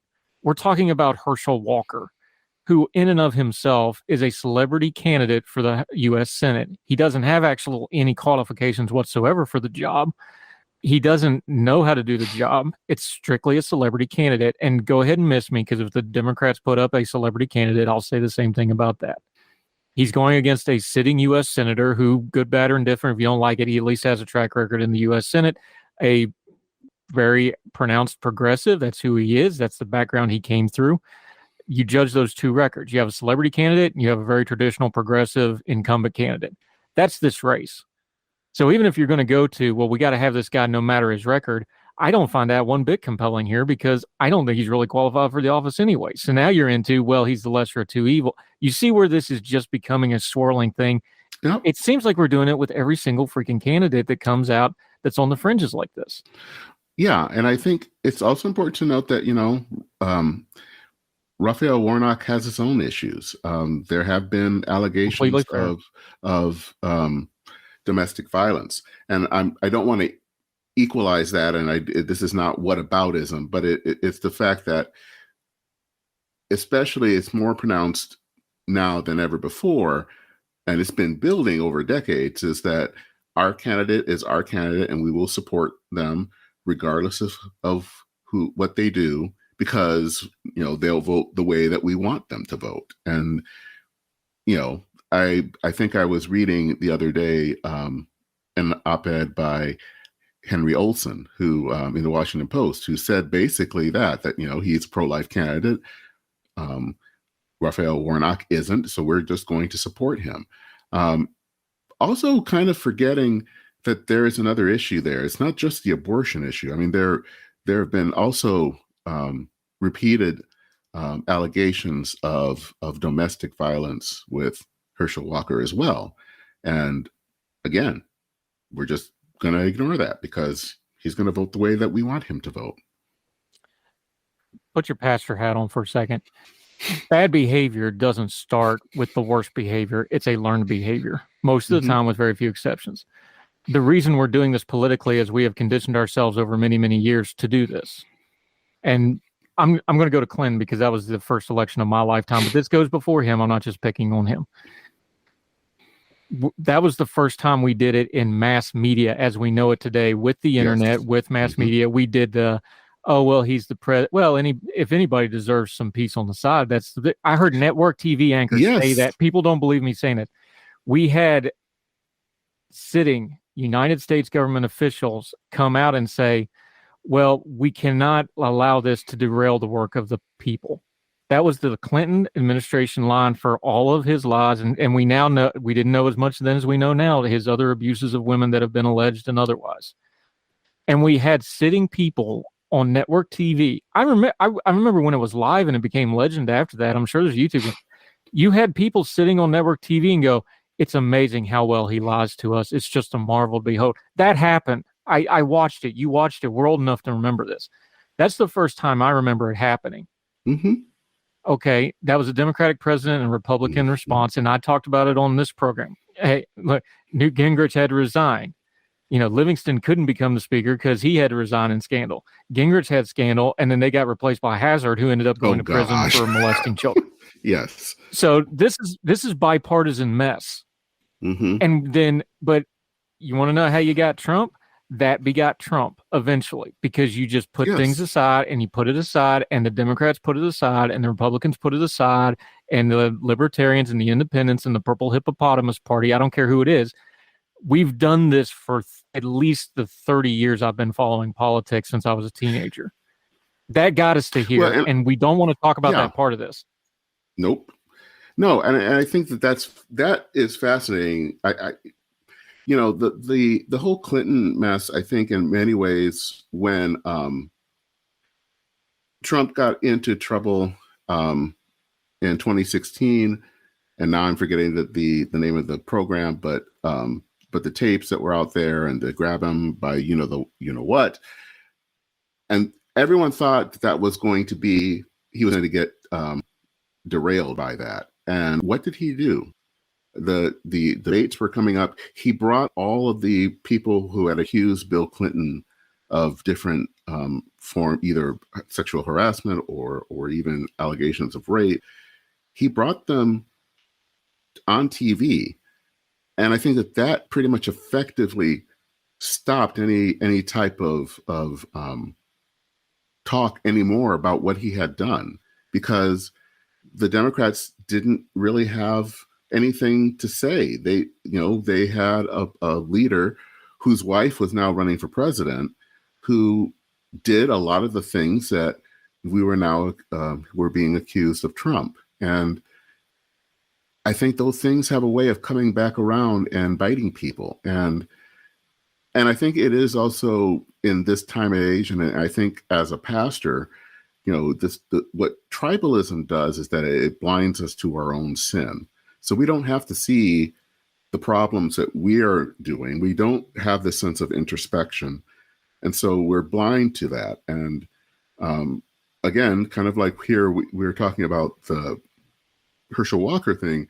It's bad, but we're not thinking about how other part, this has been part of a process, but as you said, has been building over the last 30 years, and that we just don't see it and choose not to see it because the other guy is worse. And so that's why we need to, elect our person so that we can have our policies put forward and who care and to make sure that the other guy doesn't get in power.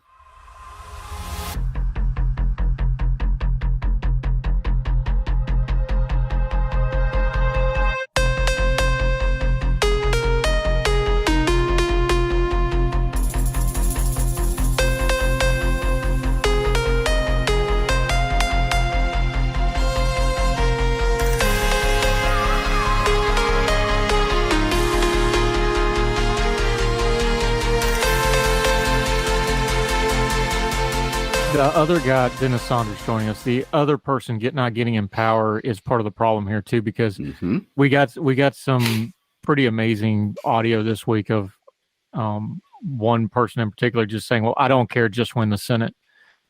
Well, hold on. The Republicans had the Senate just 2 years ago. They may lose it, they may gain it. It may be another split Senate for the next 2 years. The Senate is, in the last 15 years or so, it's never more than a 2 or 3 cycle thing. The Senate switches hands. Why do we just stop for a second and go, wait a minute, why are you trading all this goodwill and your integrity and all this for this temporary thing that we already know historically you're not going to have for very long? And then when you get it, frankly, Republican Party, you did precious little with it when you had all 3 branches of government. You didn't, even by your own standards, you didn't do very much with it. We're always told, most important election of our lifetime, if we just win the House, if we just win the Senate, both parties do this, especially the right, though. If you just win the Senate, if you just win the House, if you just get this governorship, how long are we going to dangle that carrot before people start taking some stock and go, well, wait a minute, this is just a perpetual thing? Because I'm on like my 9th or 10th most forced election of our lifetimes, right? At least you're on more than that. I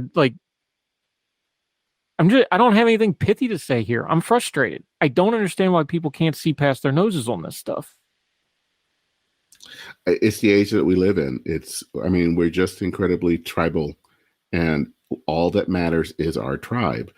And it doesn't even matter how long we have the House or the presidency or the governorship or the dog catcher or whatever.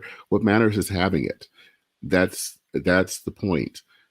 It doesn't even matter anymore about governing. We don't really care about trying to be to govern and to try to lead a nation of 330 million people. It's really about the prize, and that is all that matters. And I don't know how that changes. I really don't. Like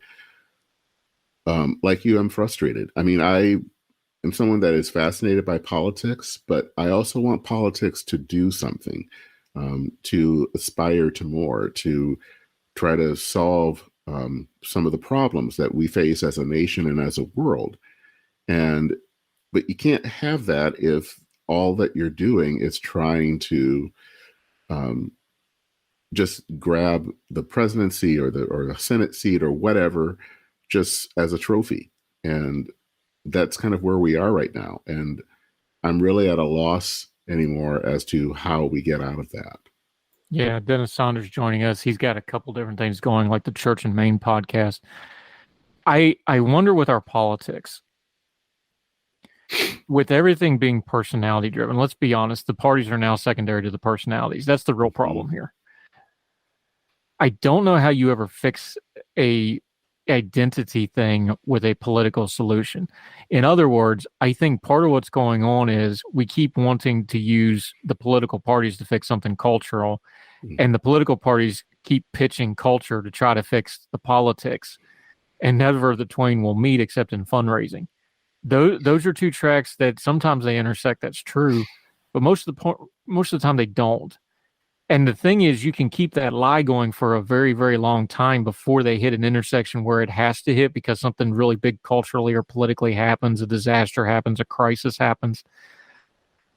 Is that too cynical of a way of viewing this? Because I feel like that's kind of how this happens, is you just see that other train on the parallel track and you're just assuming they're never going to collide with each other. That seems to be kind of where we're at with some of this. It is. And I'd go even farther to say what's happened is that politics has become a religion, and it's kind of become the worst aspects of religion, in that we are so kind of bound up by who we are, whether that's liberal or conservative, that we can't.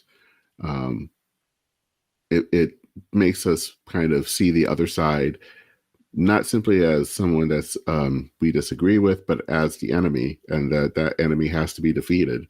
And so when you're kind of looking that way, I think it allows you to excuse a lot. And I think that's kind of where we're at. Dennis Saunders joining us. Let's just go there with that, though. We know historically all kinds of bad stuff happens under the guise of God wills it. The old Deuce Vault from the Crusades on. Mm-hmm. God's a really bad excuse to do a lot of really bad human things. We know this is historically true. We're seeing it in the American church, and there's just no way around it. People get mad talking about this, but look, you're more of a mainline, you're more progressive, and I don't mean politically, I mean theologically. You're more progressive than I am. I'm more traditional, what people call evangelical, although I hate that term, and we'll debate that some other time. I think I come from a bit of a different tradition, but I'm way more conservative Baptist than you are. Here's where I know we agree because we talk about it so much. When you start substituting theology and politics together, I don't even know where to start with it even more, even though I've studied theology for 20 years, both academically and just because I really like it. But either your God is an omnipotent God that knows what's going on, or he's not. And if you're saying, well, I need to do this to win this election for God, that's not compatible with that. I hate to be that simple about this, but it really is that simple. When your church starts telling you have to do this, this, and this for God politically, number one is I don't think you're honoring God. Number two is I think you're fooling yourself and giving yourself too much of power that isn't yours in the first place to go do things that really isn't in your purview to start with. Yep. That's really Reader's Digest. That's really basic. I know people can pick that apart, but I'm tired of all the ethereal arguments on this. When you get down to the core of it, that's what it is. It's you have to do what I said to do because this is, and we just tack God in front of whatever X, Y, and Z is. That is extremely unhealthy for a church. It's unhealthy for it'd be unhealthy for an Elks organization. It's really unhealthy for a democratic republic that is pluralistic, that is rapidly diversifying, and that, let's call it what it is, that is losing any interest whatsoever in what Christian churches have to say about much of anything with the way they're conducting themselves. And I've got data to back all of that up. But what do you think? No, I agree. I think that churches, especially I would say in the last 30, 40 years, we've done a bad job of being, I think, a good type of Christian witness. We have kind of substituted the rough and tumble of politics and kind of jammed that into religion. And then, and so, in some ways we end up with where we're at now with Herschel Walker. So, we can say, yes, abortion is sinful and bad and wrong. And we're going to also support this guy who paid for an abortion.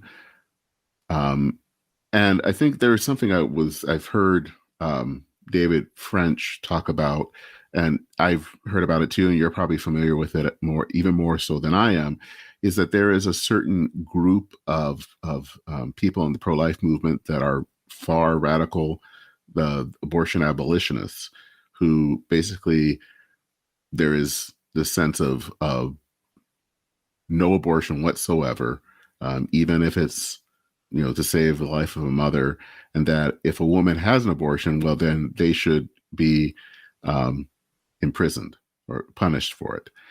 But here you have Herschel Walker, who, as I think David French says, had basically murder for hire. And who cares? Not that much. And then we wonder why the church doesn't have that influence anymore. And, yes, part of it is because we're a more diverse nation.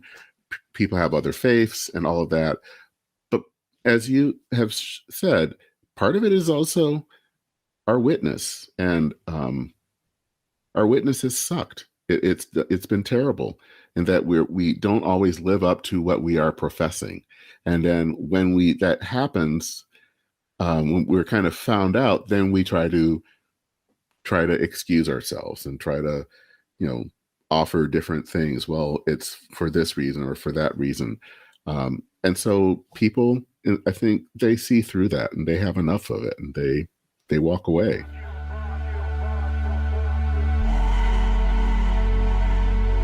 Now let me see you go off like a bomb.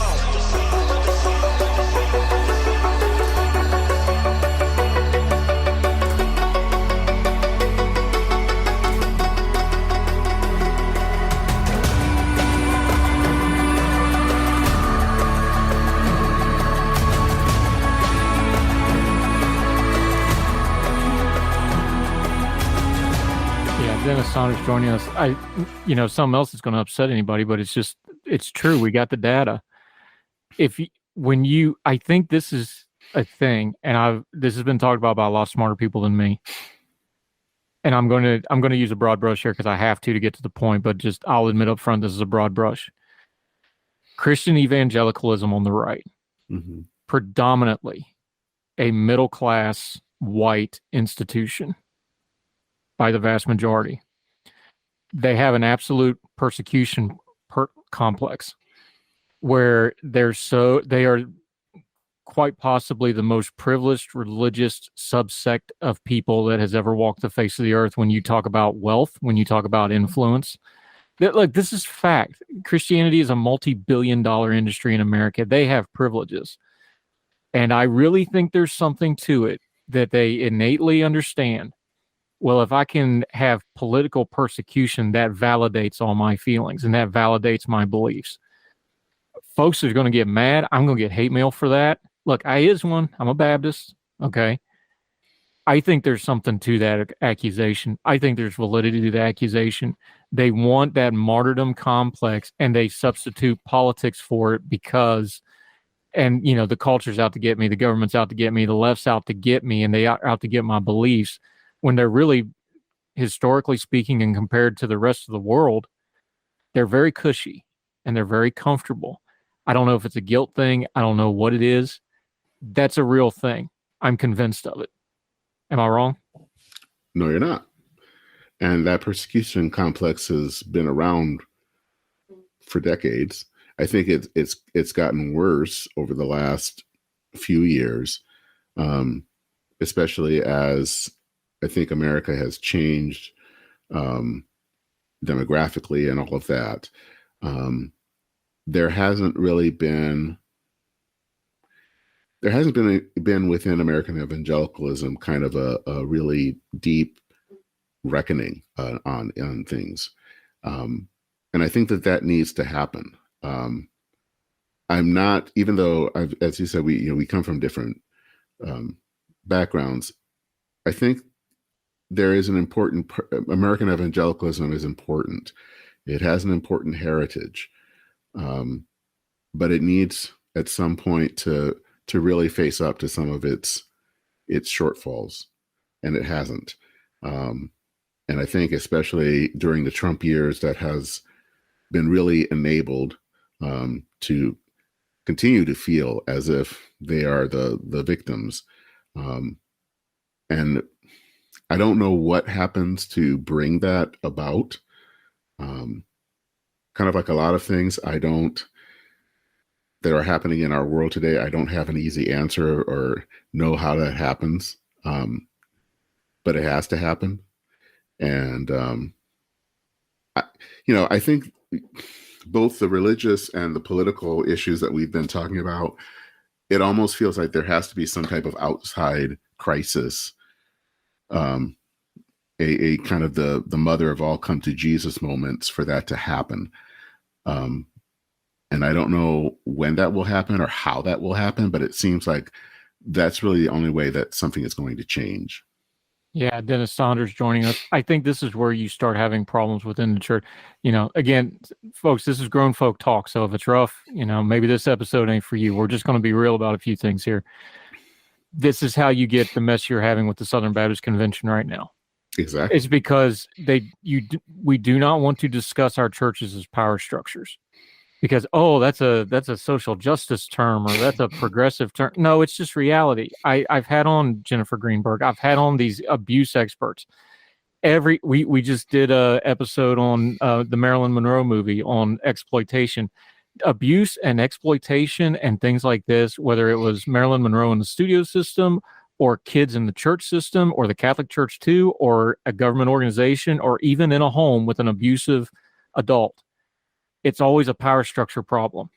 And we have just absolutely refused to look at our churches as power structures because, especially in evangelical conservative Christianity, we put so much power on the pastors and on the superstars and on the televangelists that they become their own little power structures and there's no accountability anymore. which Yeah. number one isn't biblical, and I don't want to bore people to death, but that's completely against anything. You don't have a Bible verse for doing that. Sorry, you don't. I've heard them all. Okay. I've been to the Sword of the Lord conference. Just miss me with that. If you do not have accountability, if you do, this will preach. I've got a God in the Bible I read that says, test me.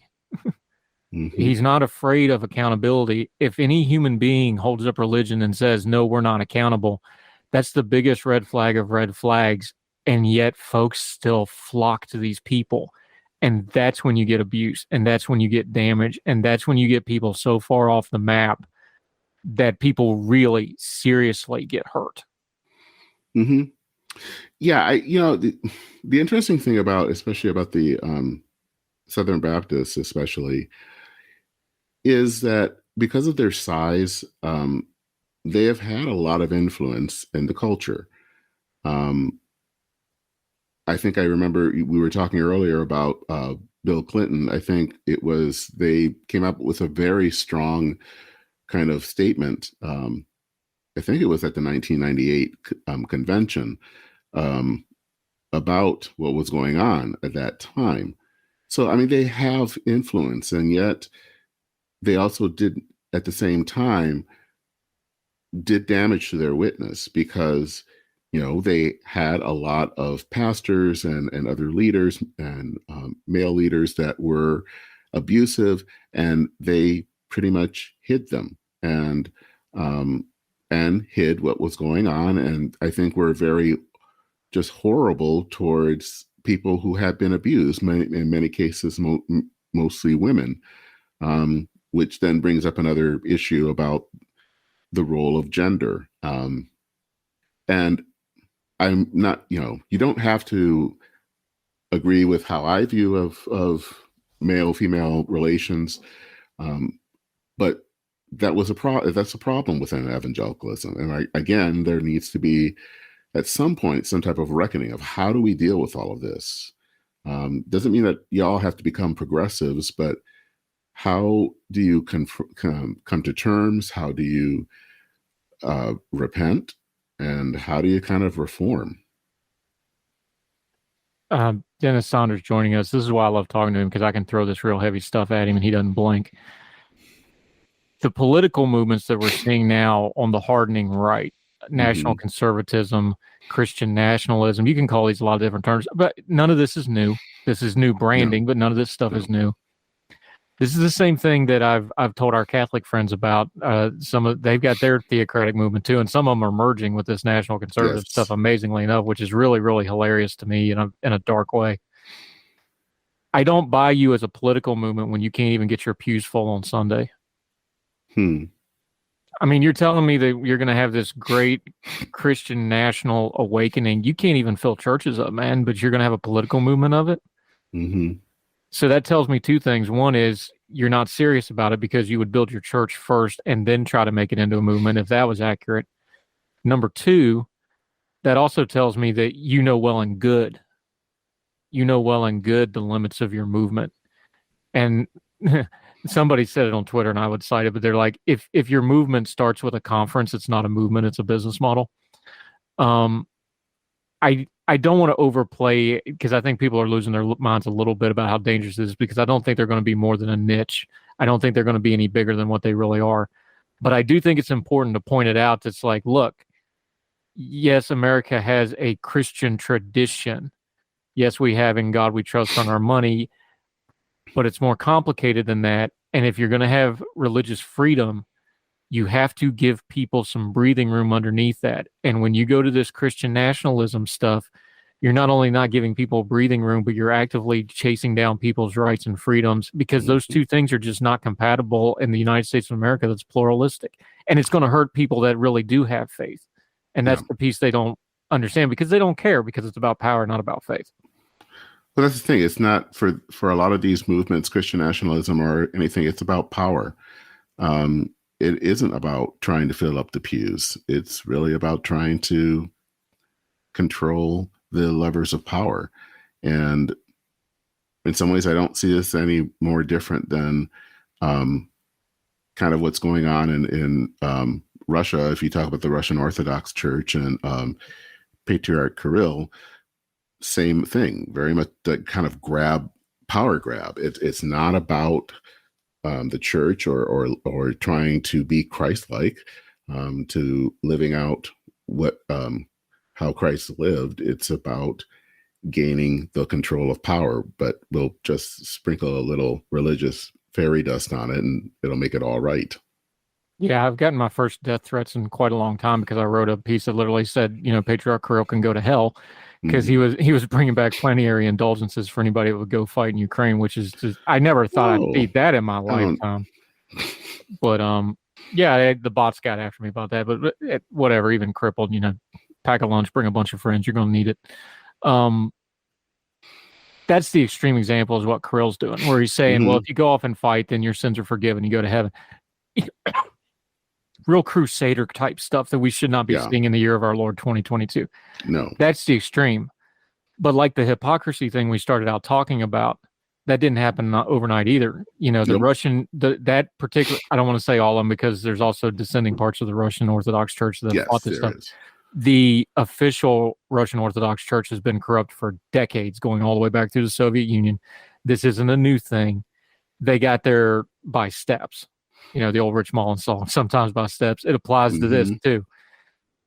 That's why we need to talk about things like churches getting overtly political. And I don't care which way, because progressive churches have the same problem. They get all ate up on the politics and they lose their ministry. This is why you got to start it and nip it in the bud, the Barney Fife theology. You got to nip it in the bud because the Patriarch Kirills of the world didn't start out that way. They started out with, well, this guy's got to be in power so we can be in power. And you end up there. So, yeah, we probably won't see that in America in our lifetimes. Hopefully, who knows the way this is going. But that's why I think we do need to talk about this. It's culture and politics because it's a ball of yarn that is not, you can't separate it anymore. And religion is more than one of those strands of yarn in that ball now. And I don't think it's healthy for us to pretend otherwise anymore, especially people that do take their faith seriously. Look, I'm a pitiful Christian. I'm a C- at best Christian. That's on my good days. I don't preach at people because I'm very well aware of my own failings and my own sin. And I just don't, you can call me a hypocrite in a big hurry and it's all true when it comes to faith because I'm not good at it. I fail. But if you care at all about faith, if you care at all about religious freedom, if you care at all about your country, daggone, we better start talking about this in an adult fashion in some form. I think some conflict would actually be healthy here, because right now everybody's just kind of doing it by osmosis and inertia, and that's why where are we at? It's funny that you brought up Rich Mullins. He was actually probably in my more evangelical days. I really, and I still do, loved his music. There's a video that's been going around, and I don't know when it was from. I think maybe from the early to mid 90s, so it was just before his death. He was someone that challenged the evangelical culture of his day. But he not only challenged it, he actually lived it out. Money that he got, he actually had an accountant make sure that he got paid basically what was the, I guess, ongoing average wage for someone, and everything else was given away. He spent, I think, the last few years of his life working among the Navajo to teach music. He spoke out against kind of I would say the cushy lifestyle sometimes that especially a lot of evangelicals were living. And, we need more of those type of people in our culture today. Maybe, I don't know if that's a prophet or not, but I mean, we are sorely lacking of those type of people who not only who can speak out, but also live it out. We have a lot of people that talk a lot, but they don't really believe what they necessarily believe. It's really all about power. And I think we need more Rich Mullins in our culture and in our political life these days.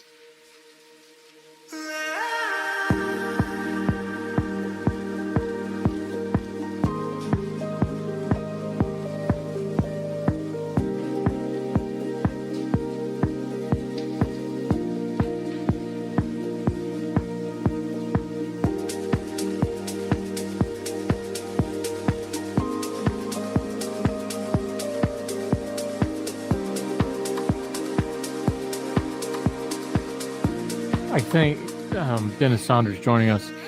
I think this is a church-wide problem, especially on the evangelical right, which, again, I hate that term, but it's what I got, so I got to use it, especially conservative churches. There's zero tolerance for the dissenters anymore. Oh, there's very little tolerance for the characters. You know, they just get decried as liberals and get ran out. And this has been a long time building. You can go back to the moral majority days and look. Let me go to history, because I want to stick to facts and not my opinion all the time. You can say what you want about the Christian fundamentalists of the 50s, 60s, and 70s, but when they said separation, they meant it. They didn't want nothing to do with the politics. They wanted to be left alone. They were wrong about a lot of things, but when they said it, they meant it, and they believed it, and they went out and lived it. Mm-hmm. This new strand of fundamental Puritanism that is mixing the politics and the culture, and they're saying, well, we've got to do this, this, and this. I think that's the biggest problem they got, is nobody that's outside of their clique, nobody that's outside of that niche, and even people like me who are, probably more sympathetic to them than other people because I understand where they're coming from. There's no way to look at their support of people. I'm just going to go there, like a Herschel Walker, like a Donald Trump. Like, if you tell me, okay, I'm supporting Donald Trump for this, and this reason, and he's got these failings, but I've done, okay, fine. Even if I don't agree, I heard your logical, thought-out argument. I'm talking about the people who pitched him as a religious leader. Mm-hmm. I'm talking about the people like, oh, well, he's a Christian now, even though there's zero evidence of that whatsoever. I'm talking about the people who just slap that peg as a widget into their wheel of already existing whatever's going on in their ideology, philosophy, and theology, and just press ahead because nothing ever dents the bubble. That's where not having dissonance, that's where not getting challenged on anything, that's where having a closed loop system, to use the Apple term, because I'm not in the cult of fruit, you poor souls that are, I'm praying for you. That closed loop system, though, this is what it creates 10 out of 10 times. You can't have dissent, you can't think, you can't challenge. That's not democratic, it's not healthy, and I could argue pretty successfully that's not really biblical either, which is full of people being challenged and God himself saying, go ahead and challenge me, it's okay because I can handle it because God. This closed loop stuff is dangerous because that's where you get that power structure. That's where you get the bad political ideas. That's where you get some really nasty stuff. And all that stuff starts with being a little bit of tolerant of the long-haired hippies saying, well, why don't we just feed people and not worry about the rest of it? I don't agree with them, but you hear that opinion because it'll push you a little bit. Mm-hmm. Or, hey, let's debate what this verse really means, or let's debate the ratio between doing things internally for studying and doing things outwardly in the community. Because, no, you can't just be a food bank either, because now you're not a church either, you're a food bank. But we're not having any of those conversations, it seems like. No, we're not. I think, kind of going back to that the GOP isn't a political party anymore, is that I think when political parties usually have some give for difference, that we're not all going to have the same opinion on the same issue all the time. There might be people in a certain part of the country that are, have more room or tolerance for gun, let's say for gun restrictions than other parts of the country. And there used to be that sense of tolerance and give. And again, when political parties, and this is all on both sides, when they become identities, then you can't have dissent, because if there's dissent, then that challenges the identity and it challenges who you are. I mean, I think that's, the Democrats years ago, there used to be a healthy amount of pro-life Democrats. When I hail from Michigan, and Dale Kildee was the person that represented my a part of the state. He was a longtime pro-life Democrat. You don't have that anymore. There is no room in the Democratic Party for dissent on that issue. And again, when parties basically are identities, this is what you end up with, and it's building towards something that's not good for the country.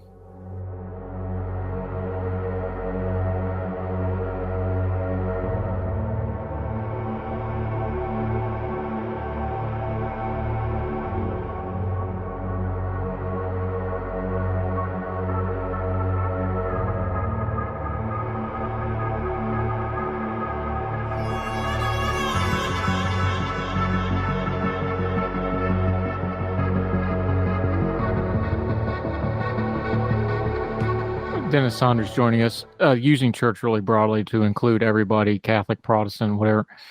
People of faith, even our Jewish friends, Muslim friends, Hindu friends, Church of the Flying Spaghetti Monster, we'll throw them in too because the colanders are really cool. How do we get people of faith to take religious freedom seriously? Because, frankly, the people of faith not taking religious freedom seriously is the biggest threat to religious freedom, in my opinion. It starts by seeing that that other person is a child of God. It starts by seeing them from your faith as someone that is created and by God and is deserving of respect and of freedoms that you have, even if you don't agree with them, and that you allow them as a Christian to be able to live out their life in the best way that is possible. The problem now is that God has become tribal, and so our gods can't see beyond anything from ourselves. And so if there is someone that is different from us, then they're not simply different and just and we don't see them as people that have the freedom to kind of live out their lives, but as the enemy that must be destroyed. And I think for anything to change, we have to see each other, see the person who is different from us as someone, at least within the Christian faith, as someone that is a child of God, even if we don't agree with them. And because of that, we want to give them the utmost respect. Is that why 11 a.m. on Sunday is the most segregated hour in America still? Yes. Yeah, I think it is. I think it's funny. I think, I was just hearing something earlier on the Dispatch podcast about the fear, especially among white conservatives, of not wanting to be called racist. And obviously that makes some sense. But I think we still, especially I think within American evangelicalism, there is still an issue when it comes to race. That doesn't mean necessarily that people are running around in hoods and setting fire to things, but I think people still haven't been able to reach out and see that someone who's African American or Latino or whatever is just another person, and that it's important to build a bridge and not a wall. And I think we're not, at least in some parts of American evangelicalism, that's not a possibility at this point.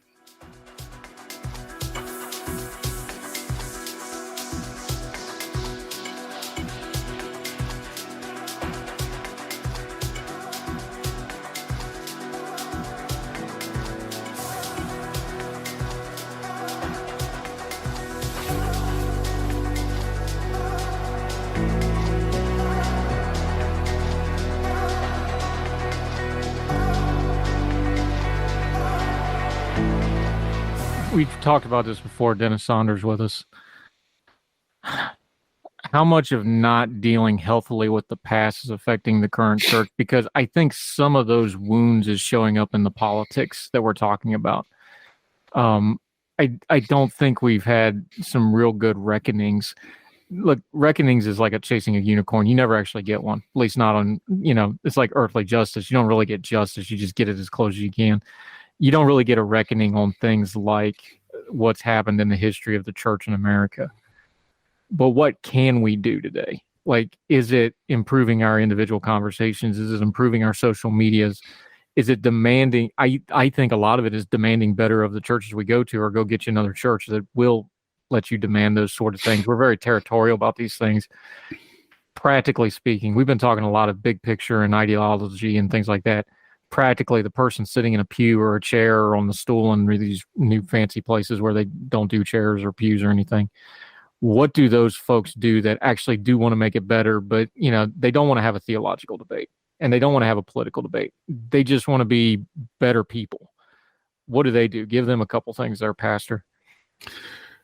You know what I would love to see more is just people talking.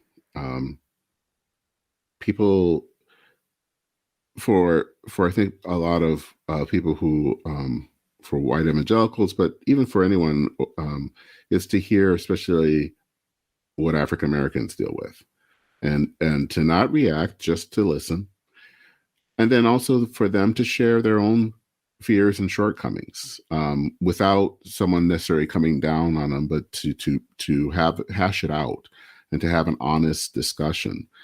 I think that's really what we need, is that, because I don't think that you get to repentance and reconciliation until we can meet each other honestly with all of our faults and vulnerabilities, and really just talk and come out to that. Because I think once we can get to that point where we can see each other as humans, in need of grace, and humans that are faulty, and who want to try to be better, that's really the only way we're going to move forward, is by really showing some sense of humility and honesty in our discussions. Dennis Saunders, coming back to the politics for just a second, because I did that on purpose, knowing we were going to go wide ranging from that. That's just the entry point to it. Speech class taught us that, hypocrisy is just one of those, red herrings in a debate. You're never going to solve it anyway. What do people that actually do want to care about integrity take away from something like this? Because I just had this conversation where I told somebody, like, I seriously doubt I ever get to vote for a president in the rest of my lifetime that I'm going to feel good about. And I seriously wonder if I'll ever have a president I can actually vote for president again in my lifetime. I'm really concerned about it. I'm concerned that's a problem, because I'm sorry, at my stage of life and the way I view life and my clock's ticking, I'm not dishonoring myself by voting for anybody that's not worthy of the office, period. I don't care who's against them. You can do whatever you want. That's what I'm doing. If they're not worthy of the office, from dog catcher to president, I'm not voting for them. I'm not going to do it. That's just my personal thing. We're not going to get the better candidates anytime soon. So what do people do?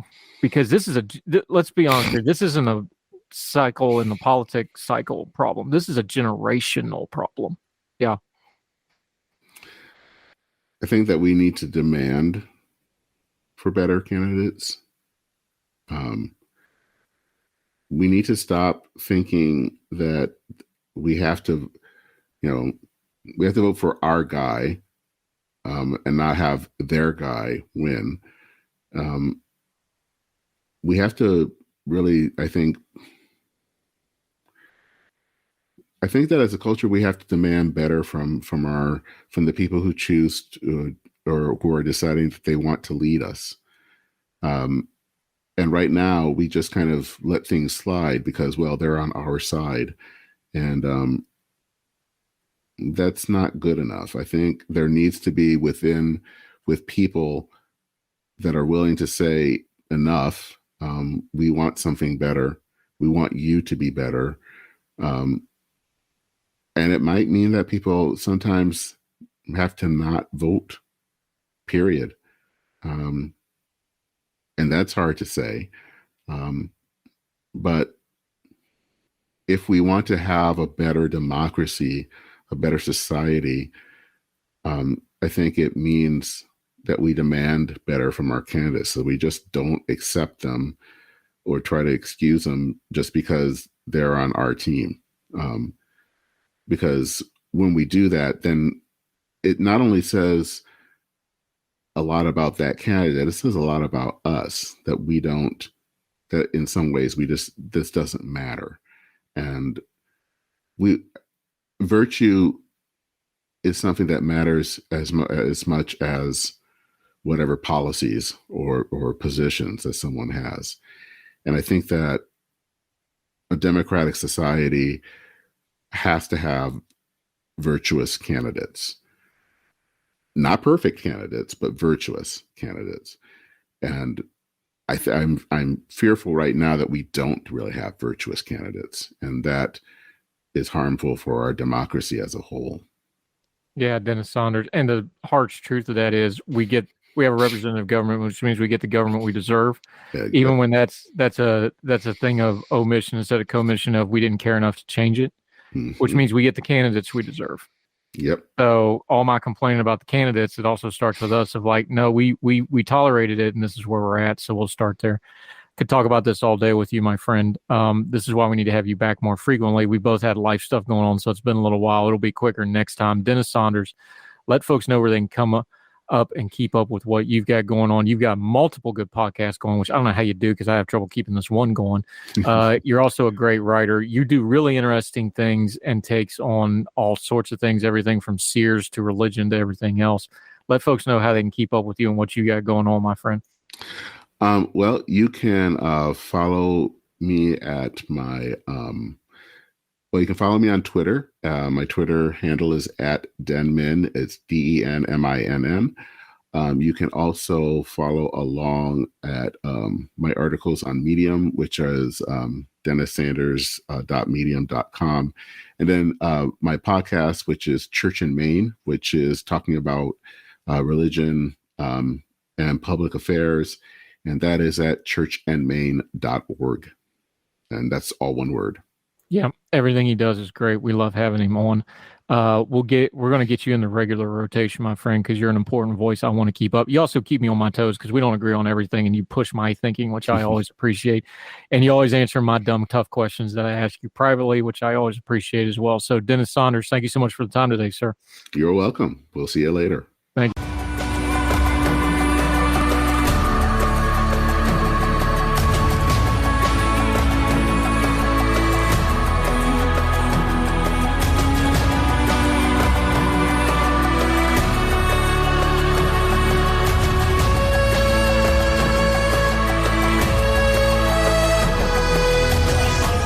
Welcome back to Heard Tell. Okay, let's go back over to the UK because there's nothing major going on over there lately, if you even tangentially look at the headlines. But important topic.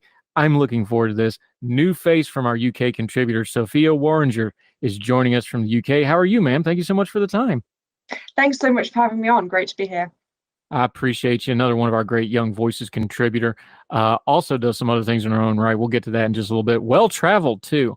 Always appreciate that. You wrote a piece about the Queen, and I know people are like, well, why are we still talking about the Queen? I want to set it up this way to you, though, because when I talk to people that work in and around Parliament, when I talk to our UK friends while that was all going on, yes, to the American audience, yes, it's mostly ceremonial. Yes, it's, there's not really political power there. But when I talk to the people that actually work around, the constant of the Queen, the steadiness, the fact that she is the titular head of state, that was a real thing to Parliament. It was a stabilizing force in some ways. She dies, we have total chaos. It's not all just because of that, because it's economics and other things. Is there a little element here like this may not be as chaotic and as vitriolic as it was if the Queen was still there? Because everybody I talked to said that stabilization thing was a very real thing. I think you're right in some ways. I think the Queen's constant presence over most of the last century now, and 70 years on the throne, was definitely a stabilising presence in Parliament. Obviously, she would open it every new parliamentary session. She only missed 2 or 3, I think, when she was very ill or heavily pregnant. And she was therefore a constant presence. And I think also a national focus of identity, of direction, of ceremony and tradition. And although her successor, King Charles, embodies much of that, his presence on the scene hasn't been quite as constant. And so therefore, I do feel like we have maybe lost some of that reassurance and steady hands. And I think as a national figurehead, she was incredibly unifying, and she would not get involved in the nitty-gritty of politics. She would not comment on political day-to-day activities, and her unifying presence will definitely be missed. And maybe there can be links drawn to the economic turmoil we see ourselves now in, but it may have to have more hindsight to exactly express how those things are connected. Yeah, Sophia Worringer joining us. I think it's one of those passive things, though, of when you have somebody that's that revered and that respected and that beloved. I think there was something to it of just, well, you don't want to ever embarrass or let somebody like that down. It's a passive thing. It's not like something that's talked about. You don't get a memo at the beginning of Parliament sessions like, don't embarrass the Queen. It's just understood that, hey, when we do stuff, don't embarrass the Queen, don't embarrass the country. There's an element of that we're losing in societies. We're losing it in America, certainly. That kind of institutional thing. The British are kind of, y'all got that stereotype, stiff upper lip, carry on, you got the t-shirts, all that stuff. Is there a concern some of that might be a little bit slipping here, that we're maybe decorum's kind of becoming an issue a little bit? I do think the UK public showed the extent of their love and devotion to the Queen in the outpouring of grief following her death. And obviously the eyes of the world turned to Westminster as the funeral was broadcast. And I think people were quite surprised maybe about how emotional they became upon hearing the Queen had died. People who had never met her, people who had never even seen her. And I think there was something about that collective experience of loss in the country that has probably disorientated a lot of people over the last few weeks and caused people to be anxious about the future, to question what is Britain's place in the world. And I think the combination of changing head of state and changing government, changing prime minister happening all very quickly after a very kind of tumultuous few years in politics anyway, has definitely had an impact on the national psyche and has left many people feeling rudderless. So it's very important now that the king and the government, in whatever form that takes, puts emphasis on unity and moving forward and forging a new path for Britain. We can't replicate the Queen. King Charles cannot be his mother, but he can forge his own path, and it's really important that he does that. Yeah, we'll talk about the political turmoil a little bit more in a minute, but y'all need some unity right now, and you're probably going to have some dark days before you get back to it. Let's talk about the Queen for a minute, because you were writing about it. You wrote about American Thinker. We'll read the whole piece. She also has a bunch of links inside the piece. You want to make sure you read through those too. When you're somebody like the Queen and you've been on the throne for 70 years and you have movies about you and you have prestige TV series about you, can't help but be a stereotype. We talk about it being marbleization, the famous figures, they got their statue and you never get to the actual person underneath that. But you wrote about this. That person, the stereotypes didn't always hold up. They talk about her being very traditional, maybe not being, progressively feminist, but she also had a husband who famously, you touch on it in the piece, always walked 2 paces behind her. Some of the stereotypes do match up. Some of them don't. Walk us through a couple of those that you pointed out in your piece.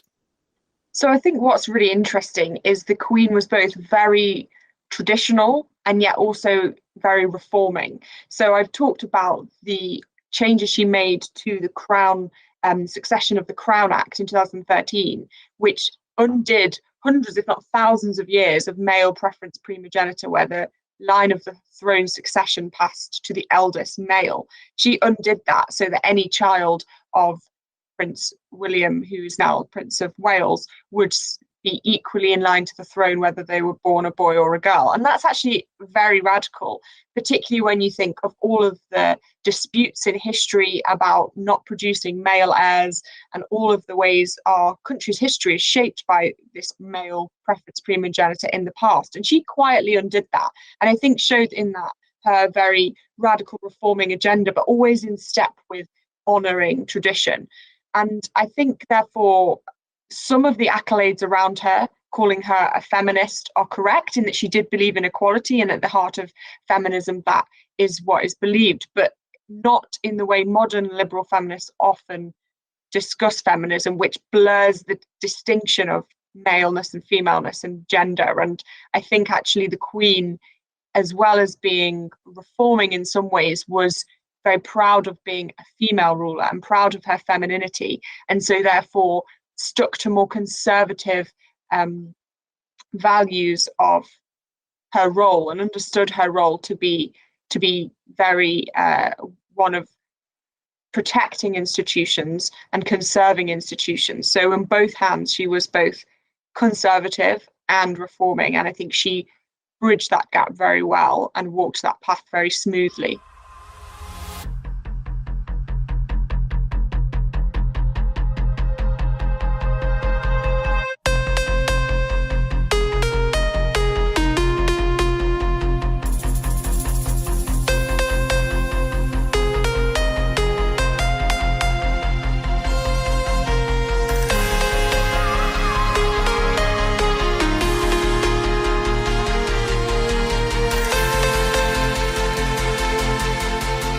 That's Sophia Worringer joining us from over in the UK.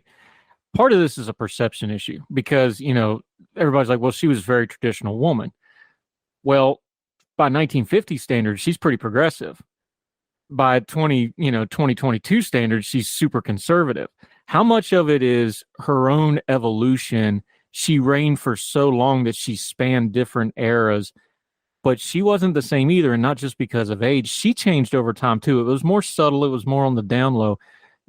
Get us past the media perception, because I think when you look at it that way, it will change how we view her as a person first. That, hey, when she came to the throne, unexpectedly, by the way, people forget that part of it. She wasn't expecting to be queen when she was. It kind of got thrust upon her. There was a lot of change, even though it was subtle. And by the standards of her time throughout her lifetime, massive change in massive ways that not only the royalty and the royal family, but the way she presented and represented her country changed as well. Absolutely. She did in some ways represent this conservatism, this tradition, but as I mentioned, evolved into her role and saw the monarchy as evolving with her, I believe. And I think what is interesting is that the modern liberal feminist movement actually seeks in some ways to be more conservative, more traditional, more regressive than it portrays itself to be. So I mentioned in my piece the decisions to portray Joan of Arc and to understand Elizabeth I as a gender neutral, non-binary character. And I think actually those expectations actually put what it means to be a woman into a smaller box than the Queen allowed it to be put into. So those interpretations look back at strong female leaders in history and see that they displayed characteristics which were for that time unusual, such as having a female head of state in the case of Elizabeth I, and having someone address an army, in her case, the army going to defeat the Spanish Armada, or Joan of Arc, who wear men's clothes, she led an army, she went to speak to the king. All of those characteristics, modern liberal feminists are in danger of looking back at people like them and deciding that because they displayed these strong characteristics of leadership and courage and decisive strategy, they could not possibly be female, hence the decision to portray them as gender neutral or non-binary. And yet the Queen Elizabeth II, actually was more comfortable in her femininity than that their definitions allow. So she was very comfortable, obviously, in her finery, in the crown jewels, in her dresses and fur and feathers, but more maybe comfortable in her country clothes, rolling around in the mud, stalking deer around Balmoral, right? And we need to be very careful that we don't define leadership only through male categories. And she was able to decide that she was a leader and she was strong and she was female, and she didn't want to minimize that, but she was very comfortable with the definition of female extending to full military dress or deer stalking or all these different types of things, which modern liberal feminists are in danger of categorizing only as male. So I think in that sense, she was incredibly progressive. And I think therefore the modern liberal feminist movement is actually and ironically in danger of becoming more aggressive. I know that's not their intention, but with their narrow definitions of gender, they are in danger of that. And that's why it's so interesting. Yeah, Sophia Worringer joining us. You have a great anecdote in here as something of a little bit of a lighter note because it's a heavy topic. It was jarring to the American audience and the international audience when you saw Princess Anne in the funeral procession in uniform, which kind of surprised some folks. And then there was, of course, the controversy that, Harry couldn't wear his, but we'll deal with that some other time. But you have a great little anecdote about Princess Anne having kind of and she was basically the caretaker of the Queen. She was the Queen's right hand. She spent more time with her than anybody else. She was with her every day, especially in the last few years with the health stuff. She was basically the caretaker for all practical purposes for folks that don't know. But Princess Anne had that same kind of high-minded, I'm here, I'm doing my job, that kind of day-to-day bravery stuff. But you had an interesting little anecdote about the time they actually tried to kidnap her, and it did not go well for that guy. Yeah, exactly. So the Royal Princess Anne is the only daughter of the Queen, and she's known for her no-nonsense approach. And there was an attempt to kidnap her from when she was driving in a car, and the person who attempted that got into the car and she told them to go away, basically, very bluntly, told them that they were a silly man and that they should go away. She took no hostages at all. She was very clear what she wanted. And I think that has shows something of the Queen as well, because their relationship was so close. It was the Queen's wishes that Princess Royal would follow the coffin from Balmoral to Aberdeen, where it was flown to London. And she did that whole 6-hour journey in the car behind the coffin. And what is actually really interesting too is I saw the hearse and the coffin leave from London, Westminster, to go to Windsor, which is the outskirts of London, and it came near my house. And the rest of the royal family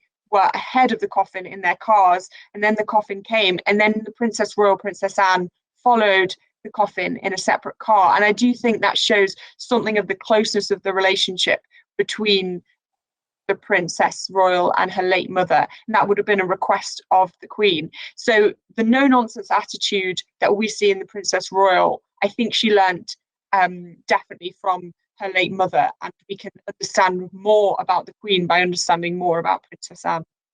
Yeah, Sophia Worringer, there was nothing in that funeral that wasn't planned out and approved down to the smallest detail. So yeah, stuff like that was absolutely not accidental. Let's come back to the present day. The Queen is gone.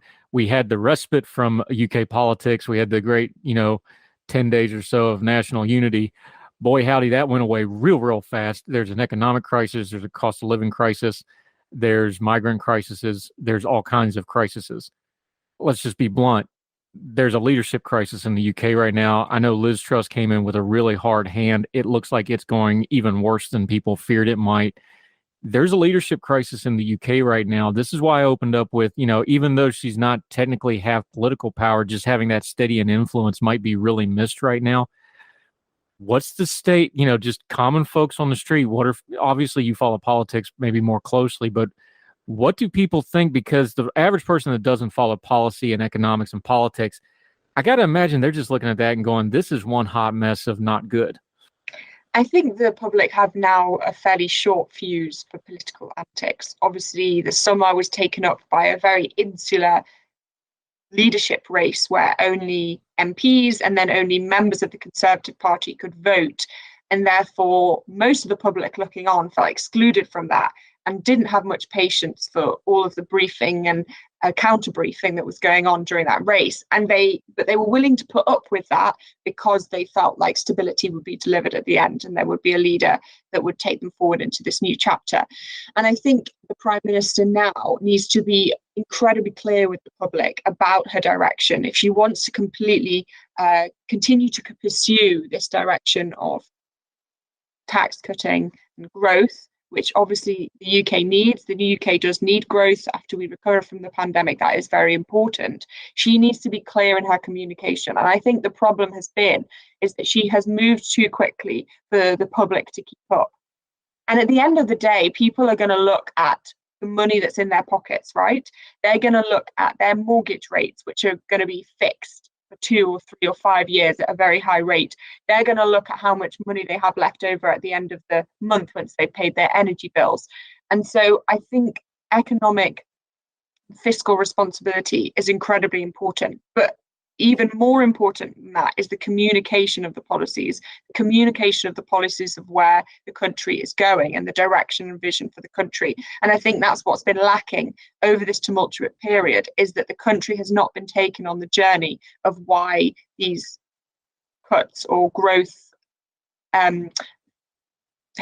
is important, and therefore there's been a disconnect between the policies and the communications, and therefore people feel very confused, very in the dark. And most of the people in the UK, rightly so, are not in the Westminster bubble. They don't read the newspapers every day in incredible detail. They will just look at the headlines. And so it's very important that the government communicates very clearly and very top line as what's going on, so that people can go on this journey with them. Yeah, Sophia Worringer joining us from the UK. If this turns into a longer-term economic crisis, let's say past next year, past 1 or 2 elections, we're going to probably wind up with a general election sooner rather than later somewhere in here. If this turns into a multi-year recession, God forbid, or this just doesn't seem like it's going to end, does this go from just being a political crisis to being a transformational moment for the UK? Because it kind of is starting to feel like people are not just questioning leadership, they're starting to question the parties, they're starting to question the structure. The UK's role in the world is evolving. The demographics of the UK are changing. There's a lot of things moving at once in the UK right now. Does this feel like something that this may be a crisis that goes beyond just solving the crisis of the moment? This might be a generational change type of moment. I think so, because I think the death of the Queen was always going to be a seminal moment in UK identity and understanding of belonging, direction, and national pride. And I think now that that has happened, we are left with this landscape, which is fairly unshaped, of who we are on the global stage. What is our role? What does it mean to be British? What are British values? And I think following, obviously, from the Brexit vote, there are still quite severe divides between various people and geographical entities in the UK. And I think, therefore, we are at a crossroads as to who we are and what we stand for. And I think there's been very quick cultural change as well in the UK. If you think in comparison to America, for example, we are a very small population and we've had very big demographic shifts. We've had cultural and value shifts that have been almost over less than a decade, very quickly changed. And I think our sense of unity has not kept up with the sense of change. And so therefore we are definitely at a crossroads, and it's important therefore that we tap back into what it is to be British and what holds us together and really focus on that. Yeah, Sophia Worringer, crisis always reveals. So it'll be interesting to see what our UK friends come out the other side of this crisis looking like. And we do hope our special relationship continues, because we sure do enjoy our friendship with y'all. Appreciate the conversation. Love talking about this stuff. Appreciate your insight. Till we get you back on the show in the future, though, let folks know where they can follow you, what you have going on, and how they can keep up with you until we get you back on Heard Tell again. Thanks, Andrew. Yeah, so you can follow me on Twitter at Sophia Worringer. I'm working at a think tank called the Centre for Social Justice, looking at roots in and out of poverty in the mid-2020s. So you can follow the work of the Centre for Social Justice online too. Yep, and we'll link to her page, Young Voices, and also her social media. You're going to have plenty of business on that poverty thing, because it looks like it's going to be tough economic times for the foreseeable future. So good luck with that. Thank you so much for the conversation and the time, Sophia Worringer. Thank you very much, ma'am.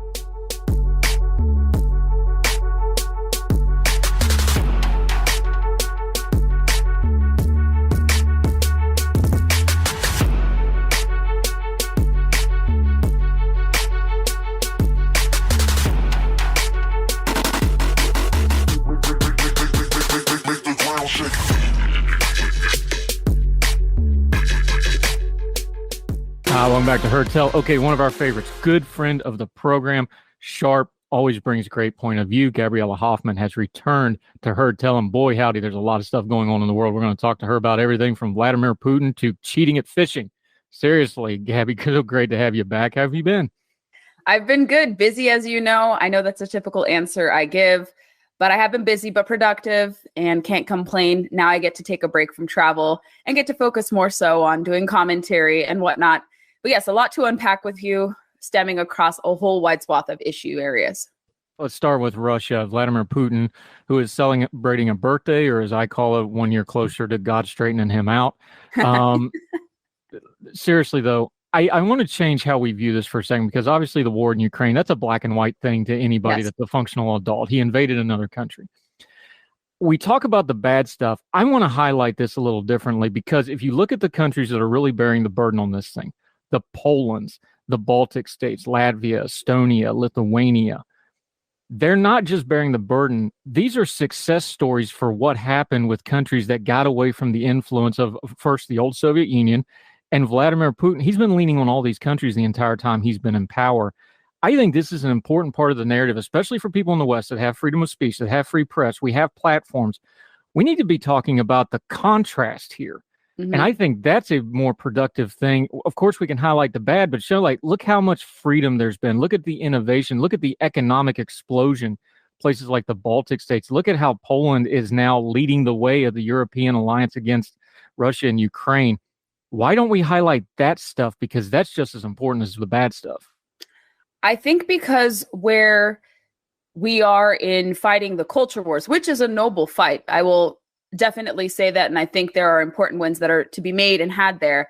But unfortunately, when you apply American culture wars to foreign policy in some respects, you lose sight of the essence of what is at stake here, what freedom means, what, having allied relationships entails. And I've noticed a little bit on Twitter, I don't think so much in real life, but I'm a little worried about our compatriots on the right who are tweeting certain things saying that Russia is this noble thing. We can't anger Russia. We can't provoke Russia because they have shared values and identities with us. And I want to remind your listeners that Russia was actually the first country to put Marxism into practice, realistically speaking, and with very bloody consequences. And Putin is not really much of a departure from his Soviet predecessors much. He was KGB, and KGB is a relic from the Soviet times, NKVD, KGB, things of that sort. So he was groomed and ingrained in that philosophy. He's not changed. He's not different from what he was when it was the Soviet era in Russia. Now with modern Russia, which is maybe a little more free, but it's not improved. It's not where Russia could be. You have these inclinations to neo-Soviet times. Like if I wrote one of my first breakout pieces for townhall.com when I started doing commentary writing on a bigger scale, was that Russia still was hearkening back to the past. It was 2013. It was, I think, on the 50th anniversary of Stalin's death. And there was polling conducted among the Russian populace. And take it for what you will, a lot of it is very warped and contorted. But a lot of the Russian populace were very, I would say, wish casting for Stalin. They missed him. They said he was a positive figure who had positive contributions. And Putin was similarly viewed in the same vein as Stalin. And I know this, as you very well know, some of your listeners know, because I am of Lithuanian descent. And it's not about me, and it's not about my being Lithuanian, but being a child of immigrants, political refugees who fled the Soviet Union to come to this country. My parents instilled an understanding of the Kremlin. And this is not to say you conflate the Kremlin with all Russian people. I think that's a big mistake. Some people do that. But unfortunately, much of the Russian populace has not challenged Putin. And a lot of them do agree, unfortunately, with his atrocities. But you take it from a Baltic perspective or an American perspective by way of like one generation or so from the Baltic states. Lithuania was the first of 15 nations to break away from the Soviet Union. Poland was similarly controlled by the Soviet Union, but they had their own separate dictator premier in charge, but they were not formally part of the 15 countries. Ukraine was part of the 15 occupied bloc that comprised the official Soviet Union, but Poland and Czech Republic and other countries were heavily influenced by the Soviet Union. So a clear distinction to make there, but all of them were under the sphere of influence of the USSR. But the Baltics, just because it's in their nature, they did not like being facing dual occupation during both. First, they had Soviet, then it went to Nazi occupation, then 50 plus years, nearly 50 plus years of Soviet occupation again. So the Baltic countries haven't really been understood. And I think the West turned a blind eye. Here in the States, we turned a blind eye to their plight. My parents always said they were promised, help from America, and America did help a little bit, but they made a lot of concessions to the USSR. And that's a whole nother journey to go down to, or a rabbit hole to go down on. But the Baltics are an example of what happens when countries have the aptitude and the fortitude to be independent and to really make success for themselves. The Baltics, not only Lithuania's, in my view, I like where it is right now. I don't agree with some of the leadership at times. I may be questioning, their foray into the EU. I think the EU does hamstring them. The Baltics are largely prosperous because they were able to break away. They joined NATO. They are very prosperous. Estonia, I would say even a little bit more technologically speaking, they have Skype, which is a popular mode of communication people use to record interviews and to host calls. And they are just a case study of what happens when you have free markets reintroduced, them being for free markets, them being very anti-communist. Lithuania is one of the most outspoken countries against the CCP and also the Kremlin. Very few countries are very boldly taking stances against the CCP like Lithuania is. They even have jeopardized some of their standing in Europe because they are supporting Taiwan as well. They're not adhering to the one China policy. So that kind of snapshot overview points to the fact that when countries are able to detangle themselves from Russia on their own volition, which is what Lithuania wanted for the longest time, same with Estonia and Latvia and Poland and other countries that were influenced by the USSR as well, they can be prosperous and they can be a clarion call not only to the United States, but also to their Western European neighbors about what not to do. Now you see friction between Germany, France, and other Western European countries and Eastern European countries about taking moral stances against the CCP, divesting from dependence on Russian oil and gas. And so we should look to the Baltics as an example. We should align ourselves with them better and similarly adopt that view with Ukraine. Ukraine is not a perfect country. It does have corruption. Russia was able to kind of deceive Ukrainians and say, we're brothers in arms, we're very similar, we like the same food, we kind of talk in similar dialects and languages. But Ukrainians and Russians are totally different people. They're different ethnicities. They have different languages. And Ukraine is a lot older than Russia if we look at establishment and historical evidence of that. So they're two distinct countries. They do sound very similar to the outsider, but they need to be viewed in distinct lenses. And we can criticize the government. I'm worried about funding going to Ukraine being used properly. I think that's a concern for everyone. And I think with respect to Ukraine, people don't want to see war break out. No one, to my knowledge, is calling for American boots on the ground. We were like, Ukraine, this is your battle. We're going to give you guys weapons. We're going to give you guys supplies. We want you to fight. We want you to win. I think that's a good middle ground position without going into full-scale war. But that's kind of an overview of Eastern Europe, kind of from my own understanding of it, talking to people still having family there. And with respect to the NATO question, if we didn't have NATO, I think, like I said, I think NATO is less controversial than the EU. They're not steeped so much into politics like the EU is, unfortunately. But NATO, if Lithuania, Latvia, Estonia were not in NATO currently, I would have relatives who would be displaced persons right now. So that goes to show the strength of NATO, however imperfect of an institution it is. Yeah, I'm about to up to my neck to Ukraine's skirt was too short arguments on, excusing Russia, but that's just me.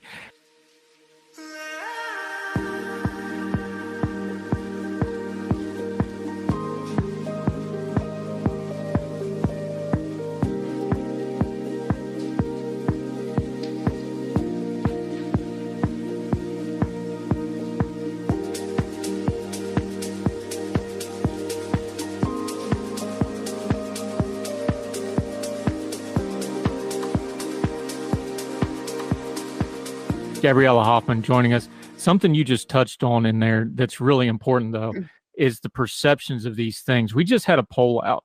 73% of Americans in this poll still believe the U.S. should continue to support Ukraine despite the threats of nuclear weapon. This is one of those Twitter ain't real life pundits aren't all the way connected things sometimes.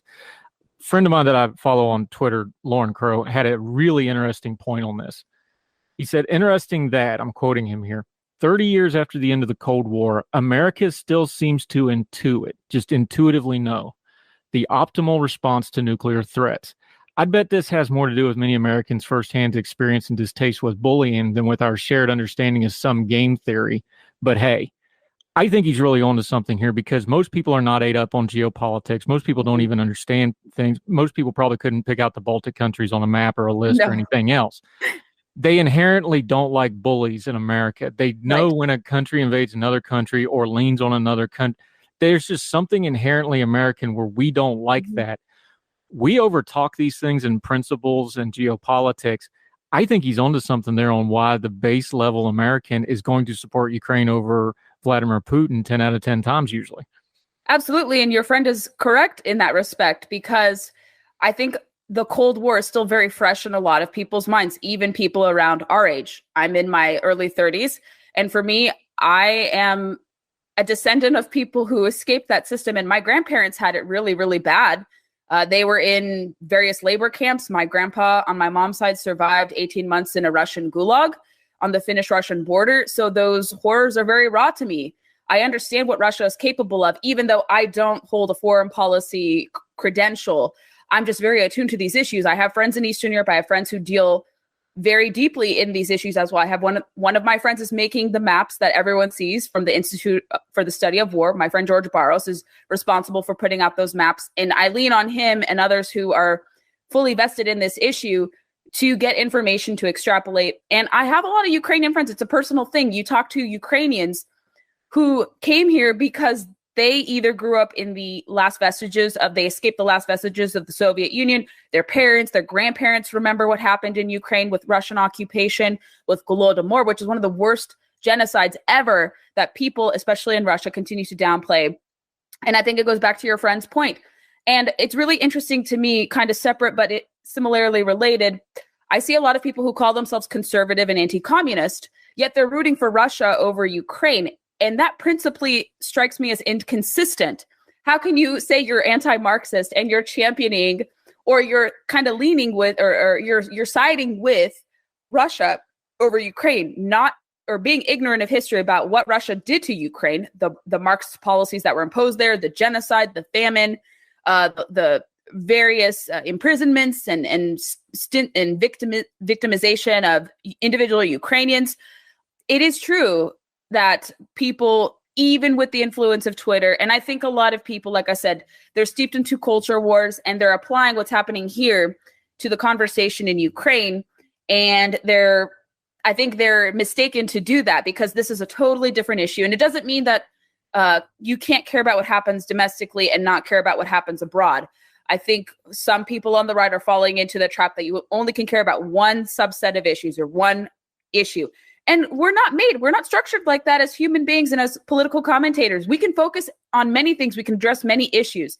To limit ourselves and to stand idly by and be quiet when Russia is doing this, just like I said, even from a moral standpoint, it is a lot of cognitive dissonance online, but I am encouraged by polls. I am encouraged by people outside of Twitter, because I think Twitter, again, it does lean far to the left, but when it comes to certain elements on the right, Twitter is not a full representation of what Republicans or center-right folks are thinking. You talk to most people and they say, yeah, I do support Ukraine's plight. Is it entirely perfect? No, but I know who's the enemy here. I know who should win here, and we want to see freedom prevail over tyranny. Going back to Ukraine's plight, historically speaking. Now let me see you go off like a bomb.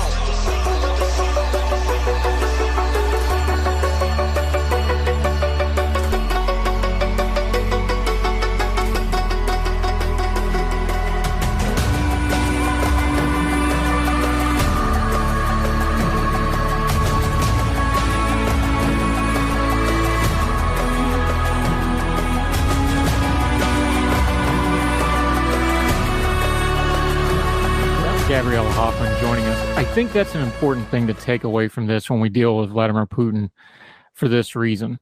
He chose to do this. And I think especially in the West, because we have this real level of, look, if you get a right and talk for a living, you're pretty privileged. Let's just be honest about this.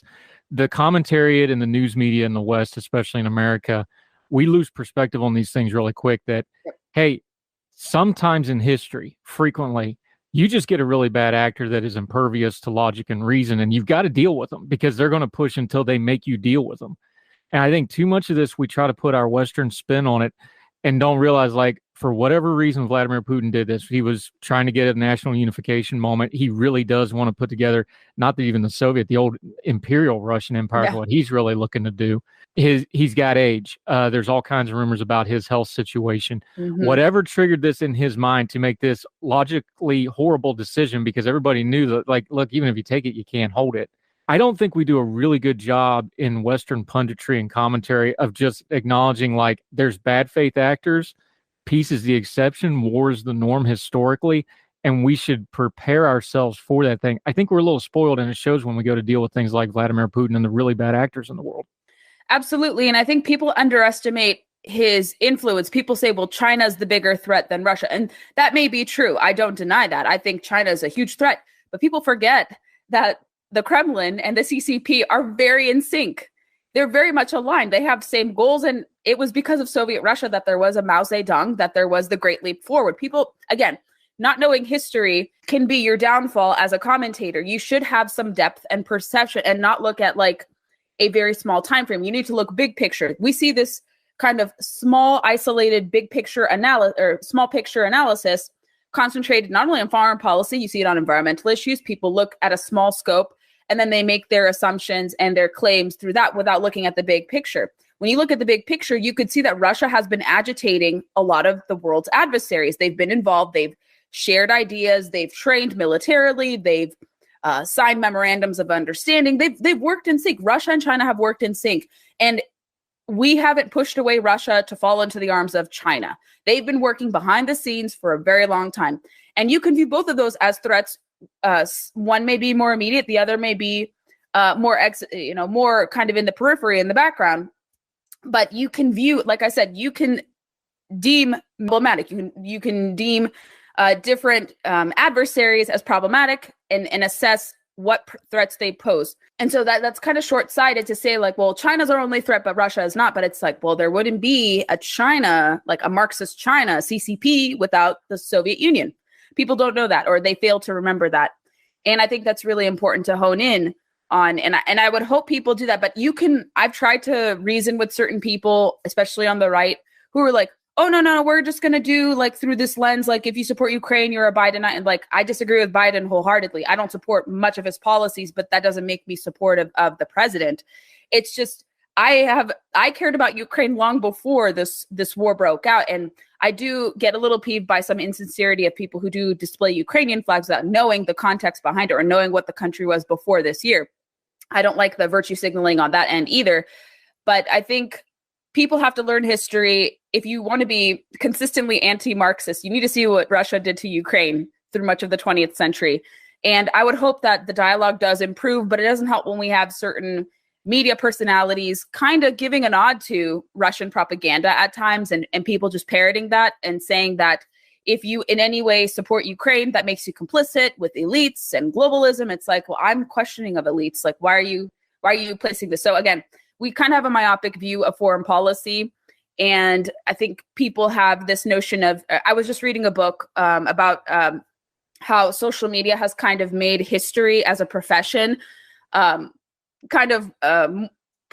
the profession into question, because now everyone does something like, or people lean more so on e-history. So they make their own version of history, and the professionals and those closest to the occupation are not news making much on it. You have other people who are kind of diluting history or making it as their own. And so we need to be cautious about ignoring history, creating a narrative for bite-sized, digestible consumption, and really distorting where public opinion is on this matter. Again, taking out the war equation. Like I said, I don't think many people want to go into war, given all the problems we have here at home, but we can still morally and militarily support Ukraine without having boots on the ground. Yeah, Gabriella Hoffman joining us. There's that old saying in journalism about journalism supposed to be the first draft of history. I think that's kind of gone by the wayside, and it touches on what you're talking about. Put your conservation hat on for just a second. You were writing about lead bans. Yes. Let's go to some domestic policy real quick. Lead in water is a massive problem. We know all the history on that. We've seen what's happened in municipalities. We've seen it in places like Flint. We've seen other water problems like what's going on in Jackson, Mississippi, which is mostly government incompetence, but we'll hash that out later. The lead ban you're talking about is not directly what we're talking about, like lead in water or lead in paint that kids can get into, or asbestos or lead in home things. This is a different thing, but it's got the word lead in it, so people kind of freaked out a little bit. You kind of turned the noise down on this. You got to the basics of it, and you think this is maybe one of those things where nomenclature really, really mattered, and the way they wrote this in black and white's having some major unintended consequences. Right, all the while ignoring the science. So a lot of environmentalists love to conflate pure lead, the toxic lead, like you mentioned, that is found in traces of Flint water in Michigan and elsewhere, and in lead paint. These are lead fragments. These are very minuscule in the stream of things, and you're not consuming these lead fragments when you're hunting or fishing. With respect to hunting, as you very well know, and many of your listeners probably will know, when you're hunting, you are largely dealing with a small amount of lead, and when you're field dressing and processing your meat, your deer, whatever, you are taking out those lead fragments to make sure that it doesn't taint your meat. And if you get it out within a few hours, you'll be fine. If you let it stay there for days upon end, that may be a whole different story. But hunters are responsible enough to not leave lead in their animal. And I think we can leave it to hunters and anglers to be responsible about their lead usage without government policing their behavior. And what I meant with saying there's a denial of science with respect to lead, I've written extensively about this at Real Clear Policy and also at townhall.com, examining, do lead components pose as much of a threat as like consuming pure lead? And I was able to debunk that very easily because the CDC itself said in its most recent scholarship on this issue, when you account for, let's say, I think it's blood levels with respect to lead components or containments of lead in blood levels. And they assessed, blood levels with lead fragments in deer versus no lead fragments in deer. And it was like a statistical null conclusion. It was like maybe a 0.03 or 0.3 difference, very, very minuscule. It was statistically insignificant in the grand scheme of things. So their own government agencies have proven that lead fragments, when handled, not consumed, don't pose a threat. And there hasn't really been much of studies. They've pointed to the condor, they've pointed to endangered birds ingesting it, but that's very limited. And the condor has now gotten, I would say, restored to its glory. It's recovered, it's recovering, it's not endangered anymore, and they're making a comeback because people are more careful about what they use in the field. And also not just about hunters and anglers using lead components, it's also, what other threats are posed to endangered birds too. We have renewable energy that also could be a threat to endangered birds as well. But they're not painting the full picture. They're trying to paint an emotional story, isolating it to, well, you're going to hurt the plight of this condor, you're going to hurt the plight of eagles if you continue to use lead. And the Biden administration leaned on a complaint from a special interest group, an environmental organization called the Center for Biological Diversity. They're always suing the government to displace conservation stakeholders from the table. And what they did here is they said, well, you cannot open up 2 million acres to new hunting and fishing opportunities because lead components, in their view, pure lead, but it's actually lead components, pose the greatest threat to endangered species, to grizzly bears, to snakes, to whatever. And like I said, with the findings of blood levels and the conclusions of it, there is no impact thus far. The fishing and hunting interests I've spoken to trade representatives from the hunting side and also the fishing side, and they have said, unless we're presented new material pointing to the fact that lead usage in fishing and tackle or bullets or ammunition is found to be disproportionately bad, we will reassess and we will stop using this. But they said right now there's no evidence pointing to that. And what's done here is rather to incrementally impose bans on hunting and fishing. This is what environmentalists want to do. It sounds very sinister, but having followed their machinations for quite a bit of time, they find these little baby step moves to get the public on their side gradually or to force public behavior to change when it comes to consuming different activities or certain components. So when you eliminate lead tackle and bullets, what is shown to happen in California, no less, of course, California adopted a full ban. Initial findings initial studies that went into this prohibition of lead tackle and bullets, they estimated that several thousand people would be displaced from the outdoor industry. It would lead to potentially 36 to 40% of hunters and anglers not going hunting and fishing because they would be priced out of the activities. And then it ultimately led to a shortage of conservation funding. It has a ripple effect down the chain of command. When people stop buying goods, it impacts livelihoods. It leads to fewer conservation dollars being generated, and then it leads to fewer people going outdoors. So people see these restrictions, incremental restrictions, as impeding on your lifestyle. And when you do something like this, and the administration in this case went through with it with their new proposal to open 18 new public lands on national wildlife refuges under the Fish and Wildlife Service, that gives the administration permission to potentially ban other forms of hunting, maybe not the accessories. Maybe they will say, okay, no grizzly bear management, or okay, no black bear management, even though the science says you have to manage those species, no matter how cuddly or cute they are. So this invites incremental abridgments to your ability to hunt and fish. It's not enshrined in the U.S. Constitution, but different state constitutions have right to hunt and fish amendments enshrined in their respective chambers. And so people see this as an attack on their livelihoods, as an attack on these activities. And if you claim to be for public lands access, you shouldn't be making it harder, economically speaking, for people, especially newbies, and newbies who are not your traditional hunters and anglers, mostly Black Americans, Hispanic Americans, women, children, young people who've never once picked up a rod or picked up a hunting rifle. They're the ones who are going to be displaced by this. And that's so counterintuitive, and it's very much against the public lands ethos that we have here. Yeah, Gabriella Hoffman. Okay, here's a usage of lead that was damaging, but not in the way you normally think of it as. So this went viral. These two yahoos up in Ohio that got caught cheating, and the reason the lead comes into it is these are called egg sinkers. For people that don't hunt and fish, it's exactly what it sounds like. It's just an egg-shaped chunk of lead that you put on a fishing. We use them for tout lining, where you want the bait to sit down at the bottom of the lake. They use lead sinkers and fish fillets, and they were stuffing their fish and cheating.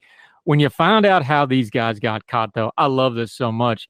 The suspicions actually arose because, number one, these were two guys that went on a hot streak winning, but they were only doing local tournaments. That was number one. But number two is And the tournament director that caught him said, and this is the quote, he said, "We thought it was odd they wanted to take their 5 fish and go home and not donate it to the Helping Hands of St. Louis. What they were doing was all the heavy fish, they were donating it to this food charity, right? Because they're not cutting these up. They cut these ones up because they were cheating. So they wanted to take their fish and go home. They actually got caught by the charity aspect of this, plus the fact they were greedy and kept doing it, and everybody caught on and they got caught, but not the way you normally see lead. But I know you're a big hunter and fisherman. You like fishing. This is kind of humorous in one way. There's a lot of money involved in these things, by the way. So it is fraud, and the police are now involved. I'm sure there'll be charges, but I just want your opinion on it because I know you like to fish about these two yahoos and their lead weight. I thought the fish fillets inside the fish was at least creative. I'd never seen that one before, but what do you think of these guys?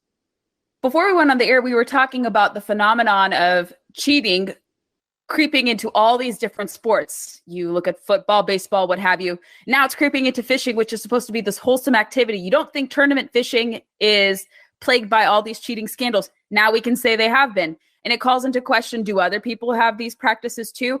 And with these two individuals in particular, I suspect they were probably doing nefarious tactics beforehand, maybe in the most recent year. Because how else would you prime yourself for winning so much money? So maybe their previous records and wins will be called into question too. And it's humorous. I love the memes that are coming out of it. Like, you could take some levity from this really bad situation and be like, see, everyone's in agreement that these guys are yahoos, that they should lose their fishing privileges. Some people are like, well, it's too harsh to say they should lose their fishing privileges. But when you violate, the basic standards and the conditions you agree to, that you would be ethical, you would harvest the fish reasonably, you would, in the case that you mentioned, donate the proceeds or donate your earnings, or rather donate the fish that you harvested to a local charity. When you violate all those different principles, I think you should face a stiff penalty. It's much like with poaching and hunting. If you violate the rules, ethics, you take more than your lot, you're hunting out of season, you're hunting illegally, you need to be made an example of, because then it's saying, if you get a lenient punishment, then it's saying, okay, your behavior really wasn't that problematic. We'll let you off the hook. You could do this again. So I think these individuals need to, I don't know about a permanent ban. I think they should have, let's say, a quasi-permanent ban. Maybe they can try to work towards good behavior and restore, trust within the public. But I think they need to face a little bit of a penalty. They need at least 5 years, 10 years, no tournament fishing, maybe a permanent ban on tournament fishing, but a temporary penalty on their fishing licenses too, because what poaching may be, or what unethical behavior may they be engaged in if they're recreationally fishing? That should call into question. Maybe they're doing some really shady behavior when they're not competing in tournaments too. So I think a penalty needs to be had. They need to be made an example of, because it'll further create discord. I was talking to even female tournament anglers who've said, this behavior is not isolated. Sometimes this does happen even more than what's being reported. And it doesn't make and boost morale with respect to fishing's integrity. And so the memes are great. I think these anglers need to be made an example of, have no proximity to tournament angling, pay restitution, pay fines, and to really see the error of their ways and to beg for forgiveness, because conservation, it's a fish, our fish, the wild animals that we pursue, they're a public good. They're meant for us, they're available for us to steward, to enjoy, to harvest in regulated means, not to cheat the system when you're competing in tournaments, not to bloviate, not to obviously inflate certain things and conditions. You have to go according to ethics, because people will take these examples. I could envision animal rights advocates saying, and believe it or not, PETA does go after fishing too. They hate people eating crabs. They have a really fine hatred of Maryland crab eating. They hate hunters. Absolutely. They also dislike recreational fishing, and they say that fish have feelings, therefore we shouldn't fish. And so they could use this opportunity and say, see, look what they're doing. They're hurting the fish. They're stuffing it with dangerous toxic lead, and they're also stuffing it with fish fillets. So we need to ban tournament fishing. This gives opportunists in environmental interests to seize upon these incidents and to further restrict people. So we need to be careful about how we present ourselves, exhibit ethical behavior. If you're catching and releasing, showing the release, acknowledging you released, not showing gory pictures, not cheating, because we have a responsibility to be good examples for these activities, even on a recreational basis. I don't tournament fish, but I know a little of the dynamics, but you can apply it consistently recreationally and tournament fishing. But people have good impressions of these activities. We need to keep that because the livelihoods are under assault all the time. And this could be used to hurt us. So that's what I think the takeaway from this walleye cheating situation is. I hope your listeners agree with that too. Yeah, Gabriella Hoffman, I'm going to disagree with you on one thing. People have been lying and cheating about fishing since the first pole went in the water. Right. I'll prove it to you right now. How big was that last fish you caught? That was 45 inches. This big, and you do. Gabriella Hoffman. Yeah, you measure it. Gabriella Hoffman, outstanding stuff.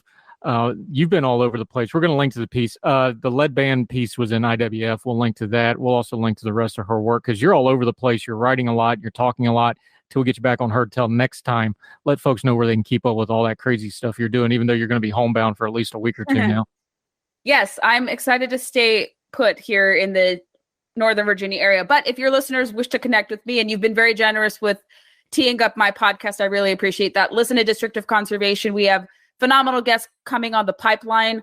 I've been interviewing a lot of newsmakers. We'll be interviewing a lot of, I think, Virginia department heads. I'm going to talk to our conservation officer and maybe our agriculture cabinet member in the coming months, hopefully some national newsmakers soon. But I'm even talking to people in the field who are not really well known, but have something interesting to say. So District of Conservation on all podcasts played. I'm on social media, easily denoted by blue check marks. You can follow my musings at Young Voices, where Andrew and I have first linked up a while ago, but we're both part of the Young Voices contributor program. If you're in the Northeast and Mid-Atlantic, we are actively recruiting new contributors for our program. So talk to me if you have an interest in wanting to elevate your commentary or commenting career, media career. We would love to have your application come through, and we would love to welcome your interest to the program as well.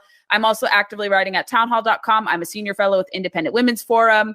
I have lots of other writings. I have a YouTube channel where I do post my interviews, but I also post like fun travels that I do to national parks, public lands, fishing, hunting, things of that sort. I have a hunting trip coming up, going to be hunting largely with a exclusive group of females in Georgia sometime really soon. So I'm going to highlight that. I'm going to be reviewing some new boots that I received from Irish Setter. So I have some cool stuff. I have like a mix of like political commentary, video overviews, and then also product reviews sometime relating to hunting and fishing. So I hope you all connect with me, and thank you for hearing me on the program today. Yeah, we actually advertise it because it's that good of a program. Gabriella Hoffman, you're great. See you again soon, my friend. Thanks for the time. Thank you, Andrew. Lovely chatting with you. Thank you, ma'am. All the music on Heard Tell is provided under a Creative Content license from monstercat.com. Somos la máquina. Everyone knows therapy is great for solving problems, but getting therapy has its own problems too, like finding the right therapist, fitting into their schedule, and of course, the cost. Well, BetterHelp can solve those problems. It's totally online and built around your schedule. It's surprisingly affordable too. Connect with a credentialed therapist by phone, video, or online chat, all from the comfort of your home. Visit BetterHelp.com to learn more and save 10% on your first month. That's BetterHelp, H-E-L-P. This is the story of the one. As head of maintenance at a concert hall, he knows the show must always go on. That's why he works behind the scenes, ensuring every light is working, the HVAC is humming, and his facility shines. With Grainger's supplies and solutions for every challenge he faces, plus 24/7 customer support, his venue never misses a beat. Call quickgrainger.com or just stop by. Grainger, for the ones who get it done.